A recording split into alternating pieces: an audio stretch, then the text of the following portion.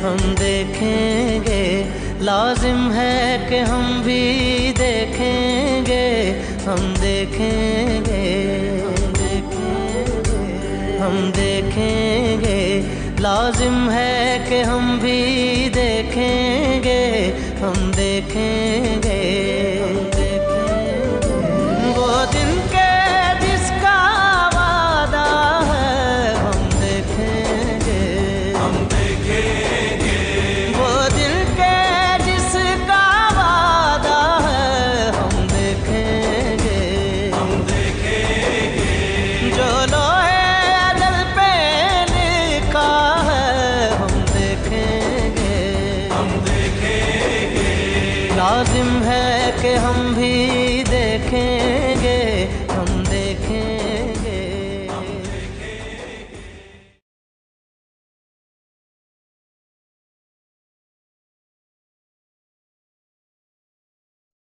अल्हम्दुलिल्लाहि रब्बिल आलमीन वस्सलातु वस्सलामु अला सय्यिदिल अंबिया'i वल मुरसलीन नबीना मुहम्मदिन व अला आलिहि व सहाबिहि अजमाइन। रब्बि इश्रह ली सदरी व यस्सिर ली अमरी वहलुल उक़दतम मिन लिसानी यफ़क़हू क़ौली। बिस्मिल्लाहिर रहमानिर रहीम।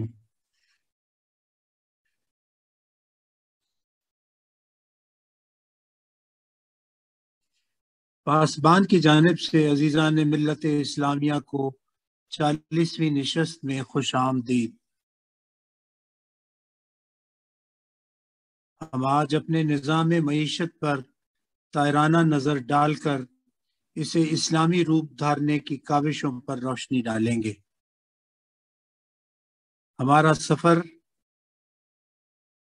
रियासत मदीना से होता हुआ खिलाफत उस्मानिया और बरे सगीर में मुग़लिया दौर औरंगज़ेब पर मुहित होगा और आज की गैर इस्लामी तर्ज पर मरकूज होगा, जिसने हमें एक मकरूज का मुस्तकिल दर्जा दे दिया है और हम अपनी रोज़मर्रा ज़िंदगी सूदी निज़ाम में गुजार रहे हैं।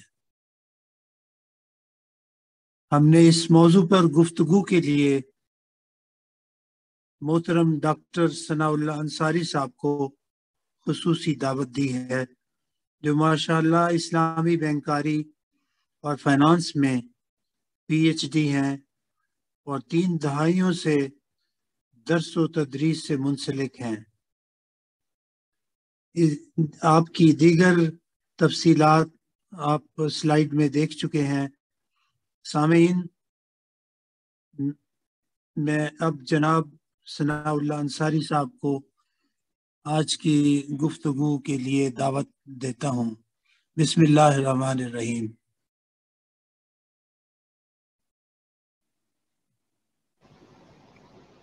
बिस्मिल्लाहिर्रहमानिर्रहीम। जो टॉपिक मुझे दिया गया है आज बात करने के लिए, बड़ा अहम और नीड ऑफ द डे है। Existing economic system of Pakistan versus essential reforms required to realign it into an Islamic economy. असल में ये टॉपिक जो है ये जिस तरह मैंने बताया कि बहुत ही अहम, लेकिन ये मैक्रो लेवल का टॉपिक है, यानी पूरे पाकिस्तान के हवाले से हमने इस पे बात करनी है। पाकिस्तान का जो इकोनॉमिक और फाइनेंशियल सिस्टम है जो एग्जिस्टिंग, वो क्या चल रहा है, उसके हमें अगर फ़ायदे हैं तो वो क्या हैं, नुकसानात हैं तो वो क्या हैं, और इस्लामिक फाइनेंशियल सिस्टम में इसको अगर हम कन्वर्ट करते हैं तो उसके हमें क्या फ़ायदे हो सकते हैं, ये कैसे होगा, क्या ये पॉसिबल भी है कि नहीं। ये सारे सवालात हैं जो कि इस टॉपिक में कवर हो रहे हैं और इसका हम जवाब ढूंढने की कोशिश करेंगे इंशाअल्लाह ताला। मैंने पहले भी अर्ज़ किया था कि मैं कोशिश करूंगा कि इतने बड़े टॉपिक को कम से कम 2 हिस्सों में तकसीम करूं। उसकी वजह ये होती है कि जब हम एक बड़े मैक्रो लेवल के किसी टॉपिक के ऊपर बात करने जाते हैं तो पहले उसका माइक्रो एस्पेक्ट जो है ना उसको देखना बहुत ज़रूरी होता है। مثلاً اگر ہم ڈائریکٹلی بات شروع کر دیں کہ پاکستان کا جو موجودہ جو اکنامک اور فائنینشیل سسٹم ہے وہ کیا ہے، اور اس کے اندر ہم اگر کوئی چینج لانا چاہیں تو کیسے لا سکتے ہیں، تو اس کی جو بیک گراؤنڈ ہے وہ ہمیں جب تک پتہ نہیں ہوگی ہم اس سسٹم کو سمجھ نہیں پائیں گے۔ اسی لیے میری جس طرح میں نے عرض کیا کہ میری کوشش ہوتی ہے کہ پہلے چیزوں کو مائکرو لیول سے دیکھا جائے اور پھر میکرو کی طرف آیا جائے۔ یہ میری اپنی ایک سوچ ہے، امید ہے آپ کو میرا یہ طریقہ شاید پسند آ جائے۔ تو اس حوالے سے پہلے میں آج ایک اس نشست میں بات کرنا چاہتا ہوں اسلامک فائنینشیل سسٹم کے اوپر کہ وہ اسلامک فائنینشیل سسٹم در حقیقت ہے کیا، اور اس کی جو وجہ بھی میں نے جو سوچی ہے اس نشست میں بات کرنے کی، وہ یہ ہے کہ چونکہ میرا دن رات لوگوں سے واسطہ رہتا ہے اسی ٹاپک کے حوالے سے، اسی سسٹم کے حوالے سے، تو میجورٹی کے ذہنوں میں سب سے پہلے جو کوشچن اسلامک فائنینشیل سسٹم کے حوالے سے آتا ہے، اس سے مجھے پتہ لگ جاتا ہے کہ ہم لوگوں کو بحیثیت مجموعی اس سسٹم کے بارے میں ہماری جو معلومات ہیں وہ خاصی محدود ہیں۔ تو اس چیز کو ہائی لائٹ کرنے کے لیے میں کوشش کروں گا کہ آج کی نشست میں میں پہلے صرف اور صرف اسلامک فائنینشیل سسٹم کے اوپر بات کروں، اور اگلی نشست میں انشاءاللہ پھر ہم جو میکرو لیول پہ ہم بات کریں گے کہ پاکستان کے جو فائنینشیل سسٹم جو ایگزسٹنگ ہے وہ کیا ہے، اور اس کو ہم اسلامک میں اگر کنورٹ کرتے ہیں، اس کی کوشش کرتے ہیں تو اس کا طریقہ کیا ہوگا، اور اس کے میکینزم جو ہے وہ کیا ہونا چاہیے، اور اس کے ہمیں فائدے کیا ہو سکتے ہیں۔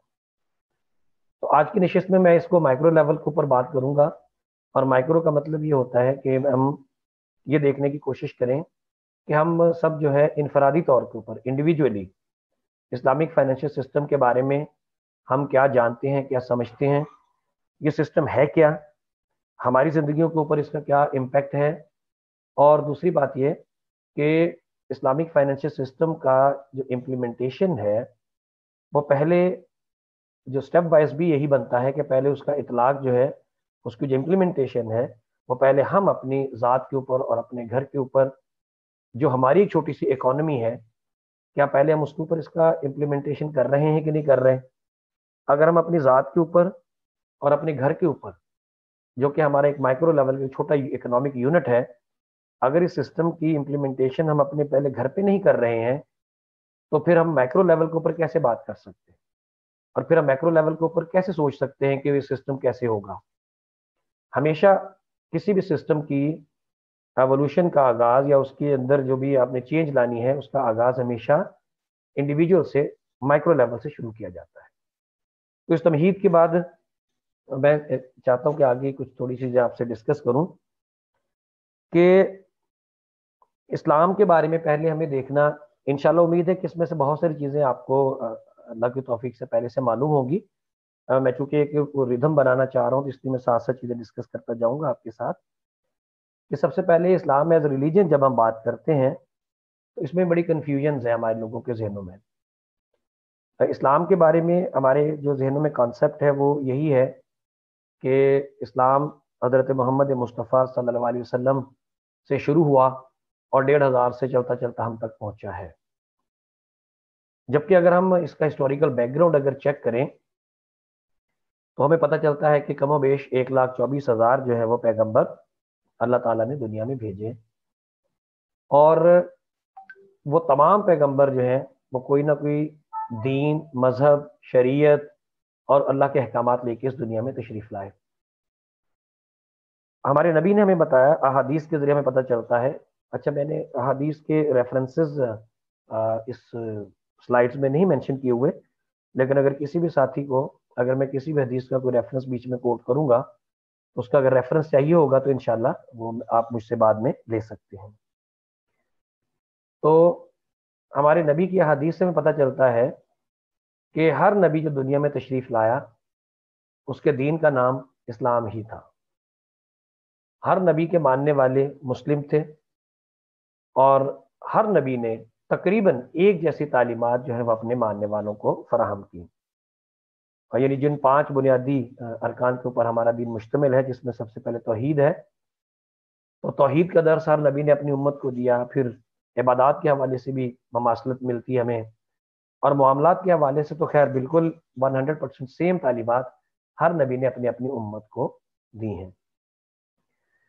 تو اس سے یہ پتہ چلتا ہے کہ اسلام جو ہے وہ صرف 1500 سال پرانا مذہب نہیں ہے، بلکہ اسلام جو ہے وہ پہلے نبی آدم علیہ السلام سے جب شروع ہوا ہے دنیا کے اندر نبیوں کو بھیجنے کا سلسلہ، پیغمبروں کو بھیجنے کا سلسلہ، تو اسلام تو اس وقت سے دنیا میں آیا ہوا ہے۔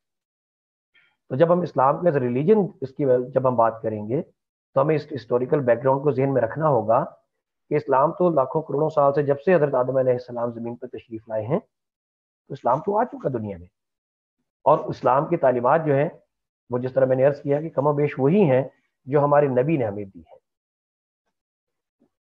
اچھا، اب اس میں ایک بڑا اہم سوال آتا ہے، نبی دنیا میں تشریف لائے 1,24,000 کے قریب، پھر آگے ان کے ماننے والے، ان کی امتیں، ان کے اوپر ایمان لانے والے مسلمین۔ ہم باقی آسپیکٹس کو ڈسکس نہیں یہاں پہ کر رہے، جو کہ ہم فائنینشیل آسپیکٹ کو ڈسکس کرنے کی کوشش کریں گے، تو اس میں جو بیسک ہیومن نیڈز ہیں وہ شروع سے لے کے آج تک انسان کی 3 ہی رہی ہیں: فوڈ، شیلٹر اور کلودنگ، روٹی کپڑا اور مکان۔ یہ بیسک ہیومن نیڈز ہمیشہ یہی رہی ہیں۔ باقی اس کے اندر آگے چوائسز کے اندر، وانٹس کے اندر بہت سارا کچھ آ جاتا ہے کہ فوڈ اگر ہے تو کس قسم کی فوڈ چاہیے، کوئی ایک چیز پسند کرتا ہے، کوئی دوسری چیز پسند کرتا ہے۔ شیلٹر میں بھی ہر ایک انسان کی اپنی خواہش ہوتی ہے کس قسم کا گھر ہو میرا۔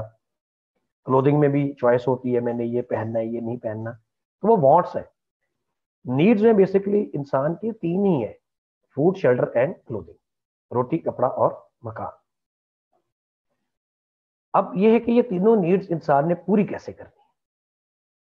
انسانوں میں عام لوگ بھی آ گئے اور انبیاء کرام بھی آ گئے کہ ان سب نے اپنی نیڈز اینڈ وانٹس کو کیسے پورا کیا، جو بیسک ہیومن نیڈز ہیں ان کو پورا کیسے کیا، اور ان نیڈز کو پورا کرنے کے لیے انبیاء کرام نے اپنے امتیوں کو، اپنے ماننے والوں کو کیا تعلیمات دی۔ یہ بڑا اہم سوال ہے۔ دیکھیے، ایک چیز اور ذہن میں رکھنی ہے ہمیں، جب ہم بات کرتے ہیں اسلام کی، کہ اسلام دنیا میں اس وقت آیا جب پہلے نبی نے زمین پر قدم رکھا۔ جب پہلے نبی حضرت آدم علیہ السلام زمین پر تشریف لائے تو ان کے ساتھ ہی شیطان کو بھی زمین پہ اتارا گیا۔ اس کا مطلب یہ ہوا کہ اسلام اور اس کو اپوزٹ یعنی اینٹی اسلام دونوں ایک ساتھ دنیا میں آئے، اور اسی لیے ان دونوں کا آپس میں جو ٹکراؤ کہہ لیجئے، یا آپس میں ان کا ایک اللہ نے ہمیں موقع دیا کہ رحمانی قوت، اللہ کی قوت اور شیطانی قوت یہ زمین پہ پیرلل چلیں گی، برابر برابر چلیں گی، اور اسی کی وجہ سے انسان کا امتحان ہونا ہے۔ تو یہ بیسک ہیومن نیڈز کو پورا کرنے کے لیے انبیاء کرام نے اپنے ماننے والوں کو تعلیمات دی کہ فوڈ کا ارینجمنٹ کرنا ہے تو کس طرح سے کرنا ہے، شیلٹر کا ارینجمنٹ کرنا ہے تو کس طرح کرنا ہے، کلودنگ کرنی ہے تو کس طرح کرنا ہے، اور یہ تینوں نیڈز انبیاء کرام نے خود بھی پوری کی۔ ان تینوں چیزوں کو پورا کرنے کے لیے جو آج کے دور کے مطابق اگر میں بات کروں تو مال کی ضرورت پڑتی ہے، پیسے کی ضرورت پڑتی ہے۔ پیسے کے بغیر نہ ہم فوڈ ارینج کر سکتے ہیں، نہ شیلٹر ارینج کر سکتے ہیں، نہ کلودنگ ارینج کر سکتے ہیں۔ وہ ایک پھر دوسرا ٹاپک ہو جائے گا کہ پورا سسٹم کیسے ایوالو، پہلے بارٹر سسٹم تھا، پھر پریشیس میٹلز آئے، کوئنز آئے، پھر کرنسیز کی طرف ہم آئے۔ لیکن اگر ہم ان سب کو ملا کے اگر ایک ہی لفظ استعمال کریں کہ مال، پیسہ، تو اس کے بغیر تو یہ تینوں چیزیں ارینج نہیں ہو سکتی۔ تو سب سے پہلے ہم ایگزامپل لیتے ہیں انبیاء کرام کی، کہ انبیاء کرام نے ان چیزوں کو کیسے ارینج کیا۔ اگر ان کے پاس مال تھا تو کیسے کمایا، کہاں خرچ کیا۔ تو جس طرح اللہ تبارک و تعالیٰ نے انبیاء کرام کو اپنی پوری شریعت دی، اس کے اندر تمام قسم کے احکامات دیے، تو ان تمام احکامات کے اندر مال کو کس طرح کمانا ہے، مال کو کس طرح خرچ کرنا ہے، مال کو کس طرح مینج کرنا ہے، پورے کا پورا اکنامک سسٹم، پورے کا پورا فائنینشیل سسٹم وہ اللہ تبارک و تعالیٰ نے اپنے ہر نبی کو دیا، اور وہیں سے چلتا چلتا چلتا یہ ہمارے نبی حضرت محمد مصطفیٰ صلی اللہ علیہ وآلہ وسلم تک بھی یہ سسٹم اللہ نے پہنچایا، اور ان کے ذریعے پھر یہ ہم تک پہنچا۔ یہی تعلیمات ہر نبی نے اپنے ماننے والوں کو دی، اپنے امتیوں کو دی، اور ان کو بتایا کہ کیا طریقہ درست ہے مال کمانے کا اور کیا طریقہ غلط ہے۔ اور پھر ان کی امتی آ گئی، کسی نے اس کے اوپر عمل کیا، کسی کو وہ شیطان کے بہکاوے میں آ گیا، کسی نے اس کے اوپر عمل نہیں کیا. تو یہ جو دونوں سسٹم ہے، اسلامک فائنینشیل سسٹم اور اس کے جو اپوزٹ، اب اس کو ہم نام کوئی بھی دے دیں، ہم اس کو اینٹی اسلامک فائنینشیل سسٹم کہتے ہیں. یہ دونوں system at the same time دنیا میں شروع ہوئے، کیونکہ پہلے نبی کو اور ساتھ ہی شیطان کو ایک ساتھ زمین پہ اتار دیا گیا تھا. تو یہ دونوں فائنینشیل سسٹم جس پہ ہم محدود ہیں کہ ہم صرف اس سسٹم کے اوپر بات کر رہے ہیں، تو یہ دونوں فائنینشیل سسٹمز ایک ساتھ زمین پہ اتارے گئے اور ان دونوں کا آغاز ایک ساتھ ہوا.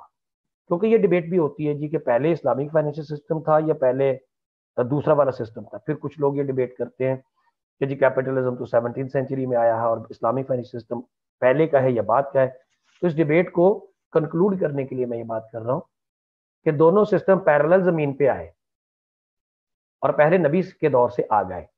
جب کسی بھی نبی نے اپنے امتیوں کو بتایا ہوگا کہ حلال طریقے سے مال کمانے کے ذرائع یہ ہیں اور یہ حرام ہیں جن سے آپ نے بچنا ہے، جو کہ شیطانی طریقے ہیں، اور امتیوں نے اس کے اوپر عمل کیا ہوگا، تو ڈیفینیٹلی شیطان نے ان کو بہکانے کی کوشش کی ہوگی، کیونکہ شیطان کا کام ہی یہی ہے. تو یہ جو حق اور باطل کی جنگ ہے، حلال اور حرام کی جو جنگ ہے، یہ شروع سے شروع ہو چکی تھی. جن لوگوں کا ایمان مضبوط تھا وہ حلال پہ ڈٹے رہے اور انہوں نے حلال طریقے سے مال کمایا اور اپنی بیسک نیڈز کو پورا کیا. جو لوگ جن کا ایمان کمزور تھا یا جن کے اندر قوت مدافعت کم تھی شیطان کے حوالے سے، وہ شیطان کے ہیلوں کا شکار ہو گئے. کمایا اگین انہوں نے وہی جو ان کی قسمت میں تھا، اور اس سے انہوں نے اپنی بیسک یہ 3 ہیومن نیڈز ہی پوری کی، لیکن ان کا کمایا ہوا مال حرام ہو گیا. تو ان تینوں چیزوں کو، تینوں ہیومن نیڈز کو پورا کرنے کے لیے ہمیں مال کی ضرورت ہے، اور مال کمانے کے 2 ہی طریقے ہمارے پاس، ایک حلال اور ایک حرام. حلال جو طریقہ ہے وہ وہی ہے جو ہر نبی نے اپنی امت کو بتایا اور وہی اسلامک فائنینشیل سسٹم ہے. حرام وہ طریقہ ہے جو شیطان نے ہمیشہ گمراہ کر کے انسانوں کو بتایا اور وہ اینٹی اسلامک فائنینشیل سسٹم ہے.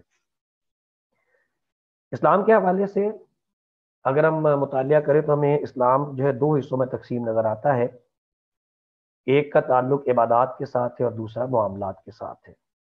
اور اللہ کے نبی حضرت محمد مصطفیٰ صلی اللہ علیہ وسلم نے بھی ہمارے دین کو، اب ہم اپنے آخری نبی کے دین کے اوپر میں بات کر رہا ہوں، تو اس کو 2 حصوں میں تقسیم کیا، عبادات میں اور معاملات میں.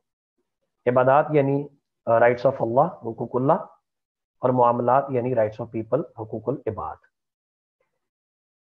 اس کے اوپر جتنے بھی ہمارے محدثین ہیں اور جتنے بھی مفسرین ہیں اور جتنے بھی علماء کرام ہیں، سب نے اس کو تقسیم کیا ہے کہ یہ ایگزیکٹلی ہاف ہے. ایگزیکٹ 50% عبادات ہیں اور ایگزیکٹ 50% معاملات ہیں. عام طور کے اوپر امپریشن یہی ہوتا ہے کہ دین اسلام کا مطلب یہ ہے کہ یہ عبادات ہیں، نماز روزہ بس پڑھ لی اور اسلام ختم ہو گیا، باقی یہ دنیا سے متعلق ہے. تو ایسا نہیں ہے. ہاف دین ہمارا عبادات ہے اور ہاف دین ہمارا معاملات ہے. میں یہاں پہ جو بات کرنے کی کوشش کر رہا ہوں یا آگے کرنے جا رہا ہوں وہ یہ ہے کہ ہماری عبادات اور ہمارے معاملات، کیا ان کا تعلق مال کے ساتھ ہے کہ نہیں ہے؟ کیونکہ اللہ کے نبی نے فرمایا تھا کہ اللہ تعالیٰ نے ہر نبی کی امت کے لیے کوئی نہ کوئی آزمائش مقرر کی ہے، اور میری امت کی آزمائش مال ہے. تو ہم یہ دیکھنے کی کوشش کرتے ہیں کہ کیا ہماری عبادات اور ہمارے معاملات، کیا ان کا تعلق مال کے ساتھ ہے، یا مال کا سسٹم الگ ہے اور عبادات اور معاملات الگ ہیں. یہ ہم جاننے کی کوشش کرتے ہیں. پہلے ہم دیکھتے ہیں کہ ریلیشن شپ جو ہے وہ مال کی عبادات کے ساتھ کیا ہے. دیکھیے، عبادات کی جب ہم بات کرتے ہیں، حقوق اللہ کی جب ہم بات کرتے ہیں، تو ان کا تعلق ہماری جو روزمرہ کی عبادات ہیں، ہماری نماز ہے، روزہ ہے، زکوٰۃ ہے، صدقہ ہے، چیریٹی ہے، عمرہ ہے، حج ہے، قربانی ہے، اور اس طرح کے دیگر معاملات ہیں. اگر ہم ان کو 1 بائی 1 بھی دیکھنا شروع کریں تو ہم ابھی یہ ثابت کر سکتے ہیں کہ ہماری ایک ایک عبادت کا تعلق ہمارے مال کے ساتھ ہے. اور اگر ہمارا مال حلال کا ہوگا، اللہ اور اس کے رسول کے بتائے ہوئے طریقے پہ ہم نے کمایا ہوگا، تو جبھی ہماری عبادات قبول ہوں گی، ادروائز ہماری عبادات بھی قبول نہیں ہوتی ہیں. اس کے اوپر قرآن کے اندر بھی آیات موجود ہیں اور بہت ساری احادیث اس کے ریلیونٹ موجود ہیں، جس میں اللہ کے نبی نے یہ فرمایا ہے کہ صرف اور صرف حلال مال کے ذریعے کی گئی عبادات قبول ہوتی ہیں، حرام مال کی عبادات کو اللہ تعالیٰ قبول نہیں فرماتے. نماز کا تعلق ہمارے مال کے ساتھ بہت ہی سمپل ہے کہ جس طرح ہم کوئی بھی حرام چیز اپنے ہاتھ میں پکڑ کے یا اپنی جیب میں رکھ کے تو جائے نماز پہ کھڑے نہیں ہو سکتے، نماز نہیں پڑھ سکتے، عین اسی طرح ہم حرام مال کے نوٹ جیب میں رکھ کے نماز نہیں پڑھ سکتے۔ نہیں پڑھ سکتے سے مراد یہ کہ وہ حرام کا مال کمایا ہوا ہم نے اپنی جیب میں رکھا ہوا اور اس کے ساتھ نماز پڑھ رہے ہیں، یا تو اس حرام کے مال کو ہم الگ کر دیں۔ کیسے الگ کر سکتے؟ کمایا تو وہی ہوتا ہے ہم نے۔ تو اس کا طریقہ یہ ہے کہ نماز نہیں چھوڑنی، بلکہ ہم نے اپنے مال کو حلال میں کنورٹ کرنا ہے۔ جب تک ہم اپنے مال کو حلال میں کنورٹ نہیں کریں گے، ہماری نماز قبول بالکل نہیں ہو پائے گی۔ روزہ، اس کا تعلق تو براہ راست ہمارے مال کے ساتھ ہے۔ ہم سحری بھی کھاتے ہیں، افطاری بھی کھاتے ہیں، اور جو کچھ کھاتے ہیں وہ پیسے سے لے کے آتے ہیں۔ تو اگر وہ سحری اور افطاری کا جو ہمارا سامان ہے وہ اگر حلال کا نہیں ہوگا، حلال کے مال سے نہیں خریدا گیا ہوگا، تو یقینی طور کے اوپر ہمارا روزہ بھی قبول نہیں ہوگا۔ زکوٰۃ کے حوالے سے لوگ بڑے کانشیس ہوتے ہیں، یہ زکوٰۃ ضرور دینی ہے، اور زکوٰۃ کے بارے میں کانسیپٹ یہ ہوتا ہے کہ جب زکوٰۃ پے کر دیں گے تو ہمارا مال پاک ہو جائے گا، جس طرح اللہ نے قرآن مجید میں ارشاد فرمایا ہے۔ لیکن یہ بڑی مسکنسیپشن ہے۔ یاد رکھیے، زکوٰۃ حلال مال میں سے اگر ادا ہوگی تو وہ قبول ہوگی، اور حلال مال کمانے کے دوران جو چھوٹی چھوٹی ہم سے غلطیاں کوتاہیاں ہوئی ہوں گی اس کو پاک کیا جائے گا۔ خالصتاً حرام کے مال سے اگر ہم زکوٰۃ دیتے ہیں تو وہ اللہ کے نبی کے فرمان کے مطابق وہ قابل قبول بالکل نہیں ہوتی۔ صدقہ اور چیریٹی، اس کا تعلق براہ راست مال کے ساتھ ہے۔ ہم جو مال بھی خرچ کرتے ہیں ہم یہ سوچ کے کہ یہ اللہ کی راہ میں خرچ کر رہے ہیں اور اس سے ہمیں ثواب ہوگا، جب تک ہمارا وہ کمایا ہوا مال حلال کا نہیں ہوگا، ہمارا کسی قسم کا صدقہ اور خیرات قبول نہیں کی جائے گی۔ حج اور عمرے کے بارے میں تو اللہ کے نبی کا واضح فرمان موجود ہے کہ اللہ کے نبی نے فرمایا کہ جب بھی کوئی شخص حج یا عمرہ کرنے اللہ کے گھر آتا ہے اور آگے تلبیہ پکارتا ہے کہ لبیک اللہم لبیک، تو اللہ کی طرف سے ہر بندے کے اوپر ایک فرشتہ جو ہے اس کو متعین کیا جاتا ہے، اور وہ فرشتہ اللہ کی طرف سے ہر بندے کو جواب دیتا ہے۔ ایک بندے کو اس کا فرشتہ جواب دیتا ہے کہ اے بندے، تجھے مبارک ہو، تیرا یہاں آنا اللہ نے پسند کر لیا ہے، تو جو بھی یہاں عبادت کرے گا، جو بھی دعا کرے گا اس کو قبول کیا جائے گا۔ اور دوسرے بندے کو اس کا فرشتہ چیخ چیخ کر یہ کہتا ہے کہ اے بندے یہاں سے واپس چلا جا، اللہ نے تیرا یہاں آنا قبول نہیں کیا، کیونکہ تو جو کرایہ خرچ کر کے آیا، جو تو مال خرچ کر کے آیا ہے وہ حرام کا تھا۔ تو نے جو احرام اپنے جسم پہ باندھا ہوا ہے، پہنا ہوا ہے، یہ کپڑے حرام کے پیسے سے خریدے گئے تھے، اور تیرے پیٹ میں جو رزق موجود ہے جو تو نے کھایا ہے وہ حرام کے پیسے سے تھا۔ تو صرف حرام کی کمائی کی وجہ سے اس کا فرشتہ اسے کہتا ہے کہ تو واپس چلا جا۔ تو چونکہ ہم انسان ہیں، ہم وہ آواز نہیں سن سکتے، ہم اپنا عمرہ حج کر کے آ جاتے ہیں اور سمجھتے ہیں قبول ہو گیا، لیکن اللہ کے نبی نے فرمایا ایسا نہیں ہے۔ اگر اللہ نے آپ کو وہاں بلایا ہے، اس کی توفیق دی ہے، تو اس کے مطلب یہ ہے اس نے آپ کو موقع دیا ہے کہ آپ اپنے آپ کو تبدیل کریں اور اپنی حرام کی جو ذرائع ہیں آمدن کے ان کو حلال میں تبدیل کیا جائے، ادروائز وہ آپ کی عبادات قبول نہیں ہوں گی۔ یہی حال آپ کے باقی عبادات کا ہے، جیسے قربانی ہے مثال کے طور کے اوپر۔ تو قربانی جو ہم جانور کی کرتے ہیں، جانور بیسیکلی سمبل ہے، اللہ کو تو ہمارا تقوی مقصود ہے، اور تقوی کے ساتھ چونکہ وہ مال کا تعلق آ گیا کہ جانور قربانی کا جو ہے وہ پیسے سے خریدا جائے گا، تو اگر ہمارا قربانی کے لیے خریدا گیا جانور اگر وہ حلال کے مال سے ہے ہی نہیں تو ہمارا تقوی کدھر گیا اور ہماری قربانی کدھر گئی؟ وہ یقینی طور پہ قبول نہیں ہوگی۔ تو تمام کے تمام عبادات جن کو ہم عبادت سمجھتے ہیں، ان تمام عبادات کا تعلق ہمارے مال کے ساتھ موجود ہے۔ عام طور کے اوپر مسکنسیپشن یہی ہے کہ جی بس عبادت کر لی، بات ختم، وہ قبول ہوگی، مال تو دنیا کا معاملہ ہے۔ قطعاً ایسا نہیں، ہماری ایک ایک عبادت کا تعلق ہمارے مال کے ساتھ ہے، اور ہمارے نبی کے فرمان کے مطابق جب تک مال حلال کا نہیں ہوگا ہماری کسی قسم کی کوئی عبادت قبول نہیں کی جائے گی۔ معاملات کے ساتھ تو بہت ہی گہرا تعلق ہے مال کا۔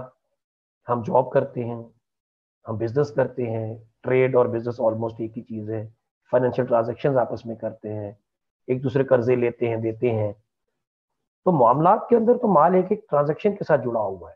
اگر ہم جاب کرتے ہیں مثال کے طور پہ، تو ہم نے کانٹریکٹ سائن کیا ہوتا ہے اپنے امپلائر کے ساتھ، اور ہم اس کانٹریکٹ کے پابند ہوتے ہیں، اس کے لیے سیلری لیتے ہیں۔ لیکن ہم میں سے بہت سارے لوگ، آپ مارکیٹ دیکھ لیجئے، اپنے دفتروں میں جا کے دیکھ لیجئے کہ ہم میں سے کتنے لوگ اپنے کانٹریکٹ کو فلفل کر رہے ہوتے ہیں۔ کتنے لوگ اپنی جو ہے ذمہ داری اس کو ایمانداری سے ادا کرتے ہیں، کتنے لوگ حلال کما رہے ہوتے ہیں اس کے اندر، کتنے لوگ اپنی جو محنت جو اس سے مانگی جائے وہ پوری کر رہے ہوتے ہیں، کتنے لوگ جو ہیں وہ ان تمام چیزوں کو فالو کرتے ہیں، تمام رولز اینڈ ریگولیشنز کو فالو کرتے ہیں جن کا ان کو پابند کیا گیا ہوتا ہے، اور جس کے اگینسٹ وہ اپنی تنخواہ لے رہے ہوتے ہیں۔ ہم تو اپنی تنخواہیں جو ہیں ان کو بھی جو ہے ان کو جو ہے نا وہ آلودہ کر رہے ہیں، وہ تمام کام ہم نہیں کرتے جن کے لیے ہمیں جو ہے نا ڈیوٹی ہمیں اسائن کی گئی تھی اور جس کی ہم تنخواہ لے رہے ہوتے ہیں۔ ہم تو اپنی جاب کو بھی خراب کر رہے ہوتے ہیں، اور بزنس اور ٹریڈ میں تو بہت ہی برا حال ہے۔ ہم میں سے مائکرو لیول سے اگر ہم بات کرتے ہیں، ایک چھوٹے سے چھوٹی دکان پہ آپ چلے جائیے، ایک سبزی والا، ایک پھل والا، ایک دودھ والا، ایک آٹے کی چکی والا، آپ بتائیے کس کس کو شکایت نہیں ہے کہ کسی کو بھی ہمیں خالص چیز نہیں ملتی؟ ناپ تول میں کمی معمول کی بات ہے، جھوٹ بولنا معمول کی بات ہے، دھوکہ دینا، فراڈ کرنا معمولی باتیں ہیں۔ تو ہم سمجھتے ہیں یہ چھوٹی چھوٹی چیزیں، یہ چھوٹی چیزیں نہیں ہیں۔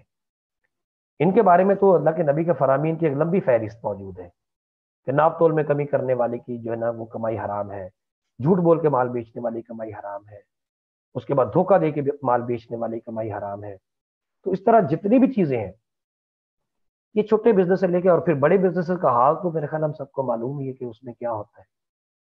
آپ کے بکس آف اکاؤنٹس کے اندر گڑبڑ کی جاتی ہے، آپ کے ٹیکس کے معاملات خراب ہوتے ہیں، آپ کے باقی جتنے بھی، اب میں مزید تفصیلات میں نہیں جانا چاہ رہا، میرا خیال ہے ہمیں سے ہر ایک کو اس بات کا پتہ ہے کہ بزنس چھوٹے لیول شروع کر کے جب تک بڑے لیول پہ لے کے ہم جاتے ہیں تو اس کے اندر کس کس قسم کی جو ہے وہ غیر شرعی حرکات جو ہمیں کرنا پڑتی ہیں، اور جیسے ہی آپ شریعہ کمپلائنٹ ٹرانزیکشن سے ہٹ کے نان شریعہ کمپلائنٹ پہ جاتے ہیں تو آپ کا مال حرام کا ہو جاتا ہے۔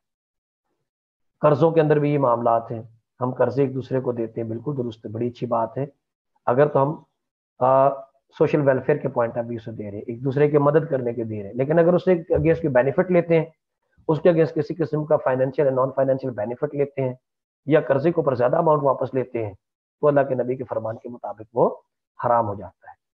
تو مال کا تعلق ہمارے آپس کے ایک عمل کے ساتھ ہے، لوگوں کا آپس میں جتنے بھی ہیں، چاہے وہ جاب کے حوالے سے ہوں، وہ ٹریڈ اور بزنس کے حوالے سے ہوں، قرضوں کے حوالے سے ہوں یا کسی بھی اور حوالے سے۔ تو مال کا تعلق ہمارے ایک عبادت کے ساتھ اور ایک معاملے کے ساتھ جڑا ہوا ہے۔ میں تو اسی لیے کہتا ہوں کہ مال ایک ایسی چیز ہے، پیسہ ایک ایسی چیز ہے کہ جس سے آپ کی زندگی کا کوئی بھی چیز، کوئی بھی لمحہ، کوئی بھی کام اس سے ہٹ کے ہے ہی نہیں، اس کا تعلق بنتا ہے مال کے ساتھ۔ تو مال کے معاملے میں جتنی احتیاط کی ضرورت ہے، جب تک وہ صحیح نہیں ہوگا، حلال کا نہیں ہوگا، یقینی طور کے اوپر ہماری تمام قسم کی جو عبادات اور تمام قسم کے جو معاملات ہیں وہ خراب ہو جائیں گے۔ اسلامک سسٹم کی جب ہم بات کرتے ہیں تو اس میں اللہ تعالیٰ نے اپنے نبی کے ذریعے ہمیں ہر قسم کا سسٹم مہیا کیا ہے۔ ہم جس طرح میں نے پہلے عرض کیا تھا کہ ہم اسلام کو صرف عبادات کی حد تک سمجھتے ہیں اور اس کے بعد سمجھتے ہیں یہ جتنے بھی سسٹمز ہیں اس کا تعلق دین کے ساتھ نہیں ہے، حالانکہ قطعاً ایسا نہیں۔ یہ تمام سسٹمز ہمارے دین نے ہمیں دیے ہیں۔ دین بذات خود یعنی ریلیجیس سسٹم جو ہے، مذہب جو ہے، وہ ہمیں اس کے تمام گائیڈنس ہمارے دین نے پرووائڈ کی۔ سیاسی نظام، پولیٹیکل سسٹم پورا ہمیں دیا گیا، ڈپلومیٹک لوگوں کے ساتھ تعلقات کیسے رکھنے وہ بتایا گیا، سوشل ہیومن سسٹم سارے بتائے گئے، defence system, economic financial system, یہ تمام سسٹم ہمارے دین نے ہمیں بتائے ہیں، اور ہمارے نبی نے ان تمام سسٹم کے اوپر عملی طور پر کام کر کے ہمارے لیے جو ہے وہ ایک نمونہ پیش کیا ہے۔ ہمارے نبی مذہبی لیڈر بھی تھے، سیاسی لیڈر بھی تھے، ڈپلومیٹ بھی تھے، پورا انہوں نے سوشل اور ہیومن سسٹم بھی امپلیمنٹ کیا، وہ سپہ سالار بھی تھے، ڈیفنس سسٹم بھی ان کے انڈر تھا، اور وہ اکانومسٹ بھی تھے، پورا اکنامک سسٹم اور فائنینشیل سسٹم بھی انہوں نے مینج کر کے ہمیں بتایا ہے۔ آج کے دور میں ہم سمجھتے ہیں کہ ہمارے نبی کا جو رول ماڈل ہمارے ذہن کے اندر ہے وہ صرف اور صرف ایک عبادات کی حد تک ہے، بس نماز، روزہ، حج، زکوٰۃ اور بس ختم۔ اور ہم آج بھی اسلام کو یہی سمجھتے ہیں کہ اسلام کا مطلب صرف اور صرف یہ چند عبادات ہیں اور اس کے بعد اسلام ختم ہے، حالانکہ قطعاً ایسا نہیں ہے۔ اسلام نے ہمیں تمام سسٹمز دیے ہیں اور اس میں ہمارا ٹارگٹ جو ہے وہ اکنامک اور فائنینشیل سسٹم ہے۔ فائنینشیل سسٹمز کی اگر ہم بات کرتے ہیں تو ہمارے ذہنوں کے اندر 2-3 سسٹمز کے نام آتے ہیں۔ ایک اسلامک فائنینشیل سسٹم، اور اس کے بعد جس طرح میں نے عرض کیا کہ ہم دوسرے سسٹم کو اینٹی اسلامک کہتے ہیں، کیونکہ ڈیفینیٹلی اس کے اندر کی جو چیزیں ہیں وہ ساری کی ساری انسان کو، بے شک وہ سسٹمز اگر ہم اکیڈمکلی دیکھیں گے تو آپ کو شاید اچھے لگیں، لیکن اس کا جو پریکٹیکل اپلیکیشن ہے دنیا بھر کے اندر وہ اینٹی اسلامک ہے. تو اس لیے ہم اس کو دو کیٹیگریز میں تقسیم کرتے ہیں، اسلامک فائنینشیل سسٹم اور دوسرے کو ہم کہتے ہیں اینٹی اسلامک فائنینشیل سسٹم. اچھا پہلے میں اینٹی اسلامک کی بات کر لیتا ہوں. اس میں ہمیں دو نام ملتے ہیں، ایک کیپٹلزم اور ایک سوشلزم. کیپٹلزم جو ہے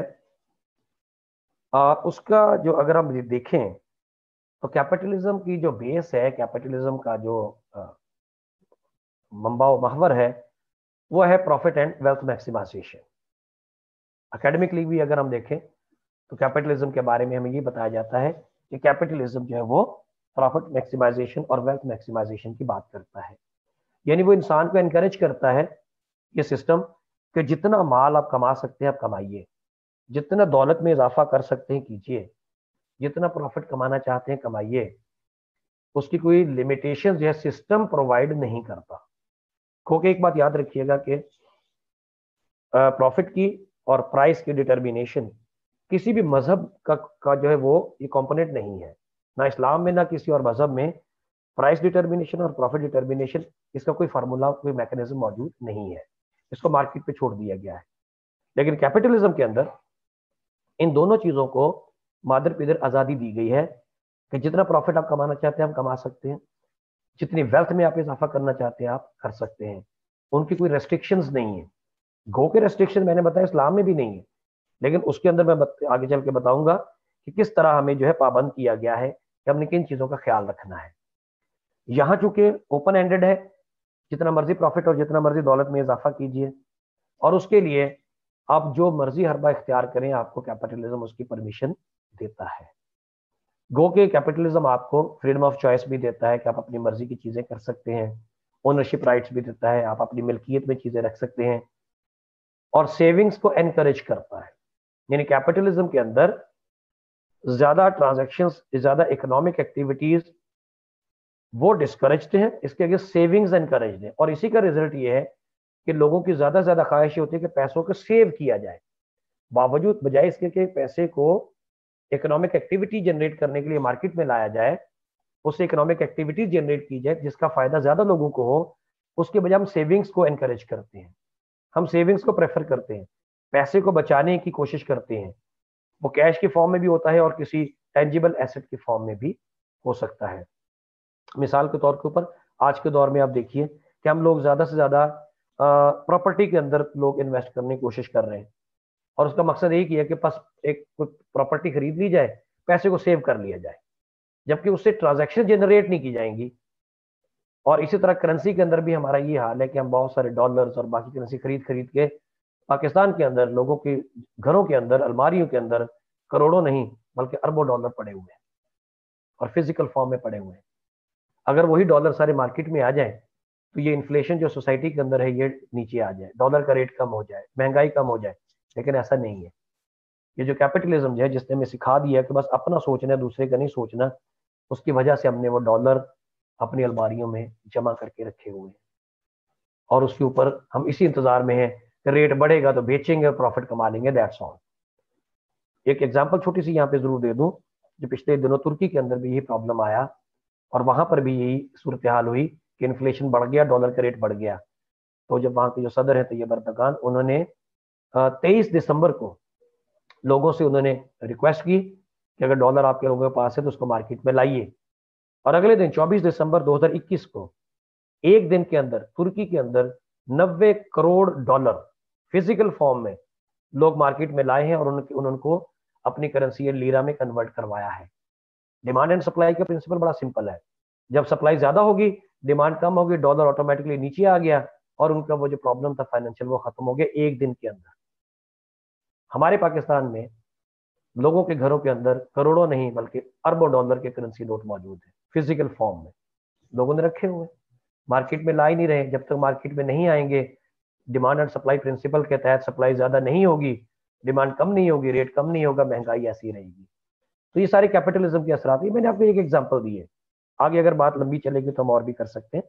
یہ صرف ایک ایگزامپل میں نے دی ہے کہ کیپٹلزم یہ چیزیں پروموٹ کر رہا ہے ہمیں. پھر ہمیں مارکیٹنگ کی کتابوں کے اندر پڑھایا جاتا ہے کہ آگے بڑھنے کے لیے دوسرے کے اوپر سے پھلانگنا پڑتا ہے، دوسرے کو روندنا پڑتا ہے. यानी अनफेयर तरीके इख्तियार करने पड़ते हैं। हमें पढ़ाया ही जा रहा है यूनिवर्सिटीज के अंदर, हमारे सिलेबसेस के अंदर ये चीज शामिल है, और इसके लिए पूरे आज़ादी दी जा रही है। जो भी आपने अनफेयर फेयर जो तरीका इख्तियार करना है आप कीजिए, आगे बढ़ने के लिए, ऊपर जाने के लिए। हमें ये नहीं बताया जाता कि हमारा दीन हमें क्या तालीम देता है, हमें सिर्फ मैक्सिमम मैक्सिमम और मैक्सिमम की तरफ लेके जाया जाता है, और इसके लिए पूरी आज़ादी कैपिटलिज्म हमें फराहम करता है। और इसी का नतीजा आप देख लीजिए कि आज हम बार बार ये बात सुनते हैं कि पूरी दुनिया की दौलत का एक सर्टेन परसेंटेज वो चंद लोगों के पास है, और बाकी पूरी दुनिया के पास इतनी दौलत है। उसके रेट्स आगे पीछे मुख्तलिफ इंफॉर्मेशन के मुताबिक होते हैं, लेकिन ये बात तयशुदा है कि पूरी दुनिया की दौलत का एक मेजर प्रोपोर्शन चंद लोगों के हाथों में है। और इसी की वजह से हम ये भी सुनते हैं कि अमीर अमीर तर और गरीब गरीब तर होता जा रहा है, क्योंकि दौलत की तकसीम जो मुनसिफाना नहीं है। दूसरा सिस्टम जो था एंटी इस्लामिक, वो सोशलिज्म था। वो मुख्तसर वक्त के लिए आया था, इक्वालिटी बेस्ड, कि जी सब अमीर गरीब सब बराबर, और जनाब अली कोई ओनर नहीं होगा, किसी के पास फ्रीडम ऑफ चॉइस नहीं होगी, और हर चीज स्टेट ओन्ड होगी। बड़ा आइडियल सिस्टम था, लोग शुरू में बड़ा अट्रैक्ट हुए, यार ये तो बड़ा जबरदस्त है। लेकिन कुछ ही अरसे के अंदर अंदर ये सिस्टम अपनी मौत आप ही मर गया, क्योंकि ये प्रैक्टिकली एप्लीकेबल नहीं था। अच्छा, कुछ लोग कहते हैं कि ये सिस्टम इस्लाम के करीब था, हालांकि ऐसा कतई नहीं है, क्योंकि इस्लाम जो है ये तमाम चीजें हमें प्रोवाइड करता है जो यहाँ पे आप लिखी हुई देख रहे हैं। हाँ, इस्लाम इक्वालिटी इन अ सेंस कि हर बंदे के पास ओपन चांस होना चाहिए इकोनॉमिक एक्टिविटी करने का और पैसा कमाने का, इसकी इक्वालिटी है। अदरवाइज अमीर और गरीब, मालिक और मजदूर, ये तकसीम अल्लाह की है, ये सोसाइटी की नहीं है। अगर सारी अमीर हो जाए तो उनका काम करने के लिए गरीब ना बचे, सारी गरीब हो जाए तो वो किस अमीर का काम करे, वही ना हो। इस तरह मालिक अगर होंगे, मजदूर नहीं होंगे तो मालिक काम कैसे करेगा, और सिर्फ मजदूर ही होंगे तो मालिक नहीं होंगे तो मजदूर किस मालिक का काम करेंगे। ये तकसीम अल्लाह की है, ये तो रहेगी और ऐसे ही है। अपनी अपनी लिमिट के अंदर रहते हुए हमने अपनी इकोनॉमिक एक्टिविटीज जनरेट करनी है, और हमने माल कमाने के जो सही तरीके हैं उनको इख्तियार करना है। वापस मैं आ रहा हूं ऊपर इस्लामिक फाइनेंशियल सिस्टम की तरफ। अच्छा, जब हम इस्लामिक फाइनेंशियल सिस्टम की बात करते हैं तो पहला सवाल जो लोगों के जहनों में आता है, और मुझसे भी हर बंदा ये सवाल पहला करता है कि क्या इस्लामिक बैंकिंग सिस्टम है? तो क्या इस्लामिक बैंकिंग सिस्टम ही सिर्फ इस्लामिक फाइनेंशियल सिस्टम है? अब ये मेरा रिवर्स में सवाल है। मैंने अभी तक अपनी गुफ्तगू की शुरू से बात की है कि इस्लामिक फाइनेंशियल सिस्टम तो उस वक्त दुनिया में आ गया था जब पहले नबी ने दुनिया पे कदम रखा था, तो उस वक्त तो बैंक नहीं था। तो बैंकिंग सिस्टम जो है, यह मैं क्लियर कर दूं कि Islamic banking system Islamic financial system नहीं है। इस्लामिक बैंकिंग सिस्टम सिर्फ और सिर्फ इस्लामिक फाइनेंशियल सिस्टम को इंप्लीमेंट करने का एक छोटा सा टूल है, एक जरिया है, इसके अलावा कुछ भी नहीं है। इस्लामिक फाइनेंशियल सिस्टम वही है जो मैं शुरू से अर्ज करता चला आ रहा हूं कि इसका आगाज हमारी अपनी जात से होता है। बैंक तो बहुत बाद में आएगा। हमारे पाकिस्तान के में जो मेरे पास जो डेटा है उसके मुताबिक 22 करोड़ की आबादी में से तकरीबन 55 लाख 55 लाख सिर्फ इस्लामी बैंकिंग के कस्टमर से। 22 करोड़ में से तकरीबन 55 लाख, बाकी 21 करोड़ 50 लाख लोग तो इस्लामी बैंक के कस्टमर ही नहीं है। तो क्या उनका सिस्टम इस्लामिक नहीं होना चाहिए? उनका फाइनेंशियल सिस्टम इस्लामिक नहीं होना चाहिए? तो इस्लामिक फाइनेंशियल सिस्टम अलग है, इस्लामिक बैंकिंग सिस्टम अलग है। इस्लामिक फाइनेंशियल सिस्टम वही जो मैं अब तक बताने की कोशिश कर रहा हूँ, जिसका आगाज अपनी जात से होता है, फिर अपने घर से होता है। ये चेन बॉटम टू टॉप की तरफ जाती है, फिर आप उसको अपनी एक सोसाइटी के ऊपर इंप्लीमेंट करते हैं, फिर आप पूरी इकोनॉमी की बात करते हैं। इसीलिए मैंने आज ये पार्ट 1 में यही चीज कवर करने की कोशिश की है कि इसका आगाज हमने अपनी जात से करना है। यहाँ से देखना है इस्लामिक फाइनेंशियल सिस्टम हम अपनी जात में इंप्लीमेंट कर रहे हैं कि नहीं कर रहे हैं, और उसके बाद ग्रेजुअली हम ऊपर की तरफ चलेंगे इंशाल्लाह। इस्लामिक जो फाइनेंशियल सिस्टम है ये बेस करता है ये सोशल वेलफेयर के ऊपर। सोशल वेलफेयर का जब मैं मतलब लोगों से पूछता हूं तो सब ये बताते हैं कि दूसरों की मदद करना। बिल्कुल दुरुस्त। सोशल वेलफेयर का जो तस्वर हमें दीन में दिया गया है, हमारे नबी ने हमें अपनी अहादीस के जरिए हमें दिया है, तो सोशल वेलफेयर का आगाज अपनी जात से होता है। सबसे पहले हमने अपने बारे में अपनी फाइनेंशियल नीड्स को पूरा करना है, फिर अपने घर वालों की, और उसके बाद हमने घर से बाहर निकलना है। तो ये तमाम चीजें सोशल वेलफेयर के अंदर आती हैं।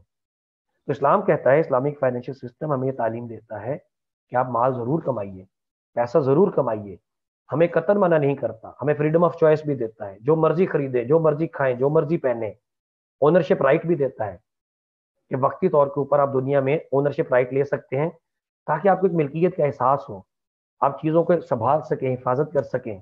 अल्टीमेट ओनर अल्लाह तबारक व तआला है। हमें सेविंग्स की भी परमिशन देता है दीन, लेकिन इसको डिस्करेज करता है। इसके अगेंस्ट हमें कहता है कि आप फाइनेंशियल एक्टिविटीज उनको जनरेट कीजिए, इकोनॉमिक एक्टिविटी सोसाइटी में जनरेट कीजिए।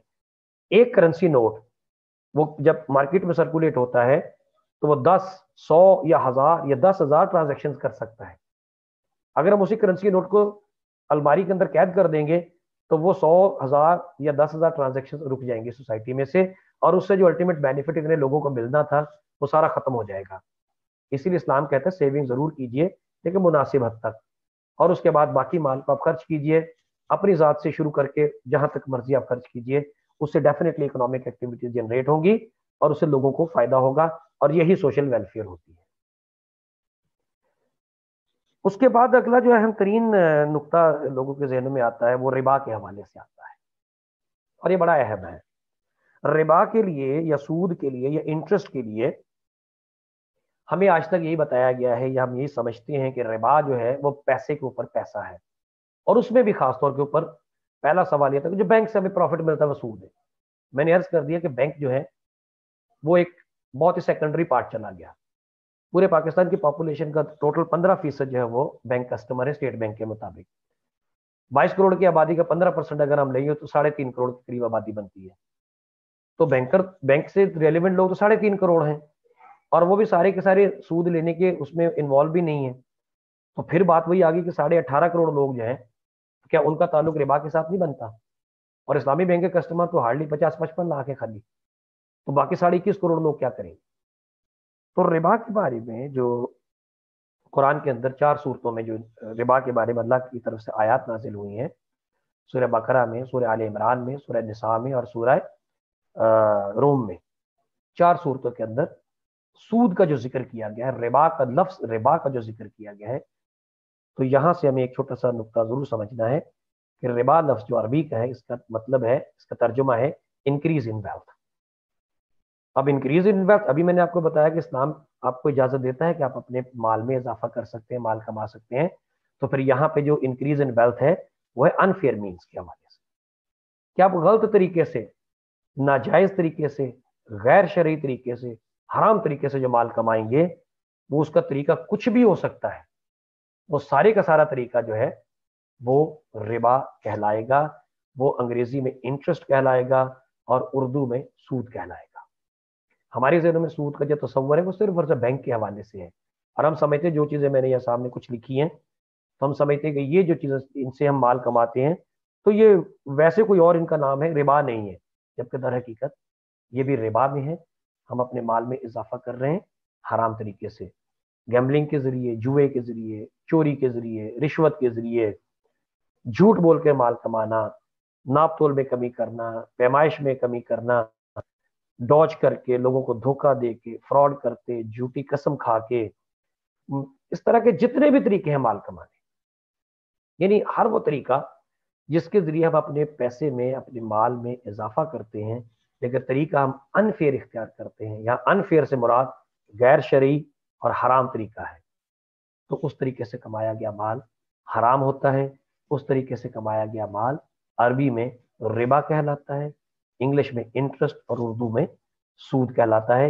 रिबा, इंटरेस्ट और सूद का ताल्लुक सिर्फ और सिर्फ बैंक के प्रॉफिट से नहीं है, वो भी रिबा है, उसके ऊपर भी हम जब बात कर सकते हैं कि वो किस तरह रिबा है, किस तरह हराम है, क्योंकि वो एक अलग टॉपिक चला जाएगा। जब उसकी पूरी प्रैक्टिकल एप्लीकेशन को देखें अगर, तो वो भी माल हराम है, क्योंकि उसका जो पीछे मैकेनिज्म है वो गलत है, वो गैर शरई है, लिहाजा वो भी सूद है। लेकिन ये जो तमाम तरीके हैं माल कमाने के, ये जो तमाम तरीके हैं अपनी दौलत में इजाफा करने के, ये सब भी हराम है, ये सब भी रिबा है, ये सब भी इंटरेस्ट है। और मेरा ख्याल है कि ये, हाँ जी जी बिल्कुल, मैं अपनी बात के इख्तिताम, आज की बात के इख्तिताम इस बात पे करना चाहूँगा कि इन तमाम जितनी डिस्कशन मैंने अभी तक की है, इसमें एक एक चीज़ का, हमारी एक एक एक्टिविटी का ताल्लुक हमारे कॉन्ट्रैक्ट के साथ होता है। और कॉन्ट्रैक्ट जो है, جس کو ہم اسلامک کانٹریکٹ اگر کہتے ہیں، جس کو عربی میں عقد کہتے ہیں، تو عقد جو ہوتا ہے وہ اس کا تعلق دو افراد کے درمیان یا بندے اور اللہ کے درمیان ہوتا ہے. اور کانٹریکٹ جو ہوتا ہے وہ وربل بھی ہوتا ہے، ریٹن بھی ہوتا ہے. چھوٹے سے چھوٹا لفظ جو ہم آپس میں ایک دوسرے کے ساتھ کرتے ہیں، وعدہ کرتے ہیں، وہ بھی کانٹریکٹ. اور بڑے سے بڑا ایک لیگل ڈاکومنٹ 10 صفحے کا، 100 صفحے کا، وہ بھی کانٹریکٹ ہے. جس کو آپ ریٹن کریں یا وربل رکھیں، چھوٹا ہو یا بڑا ہو، اس کا تعلق مال کے ساتھ ہو یا نہ ہو، ہر حالت میں کانٹریکٹ ہے. تو کانٹریکٹ اور اس کی فلفلمنٹ یہ بہت امپورٹنٹ ہے. اور کانٹریکٹ اور اس کی کنڈیشنز جو ہیں یہی ڈٹرمن کرتی ہیں کہ آپ کی ایکٹیویٹی حلال ہے یا حرام ہے، اور اس کی اگینسٹ کمایا گیا پیسہ آپ کا حلال ہوگا یا حرام ہوگا. کانٹریکٹ جو ہے یہ بہت امپورٹنٹ ہے.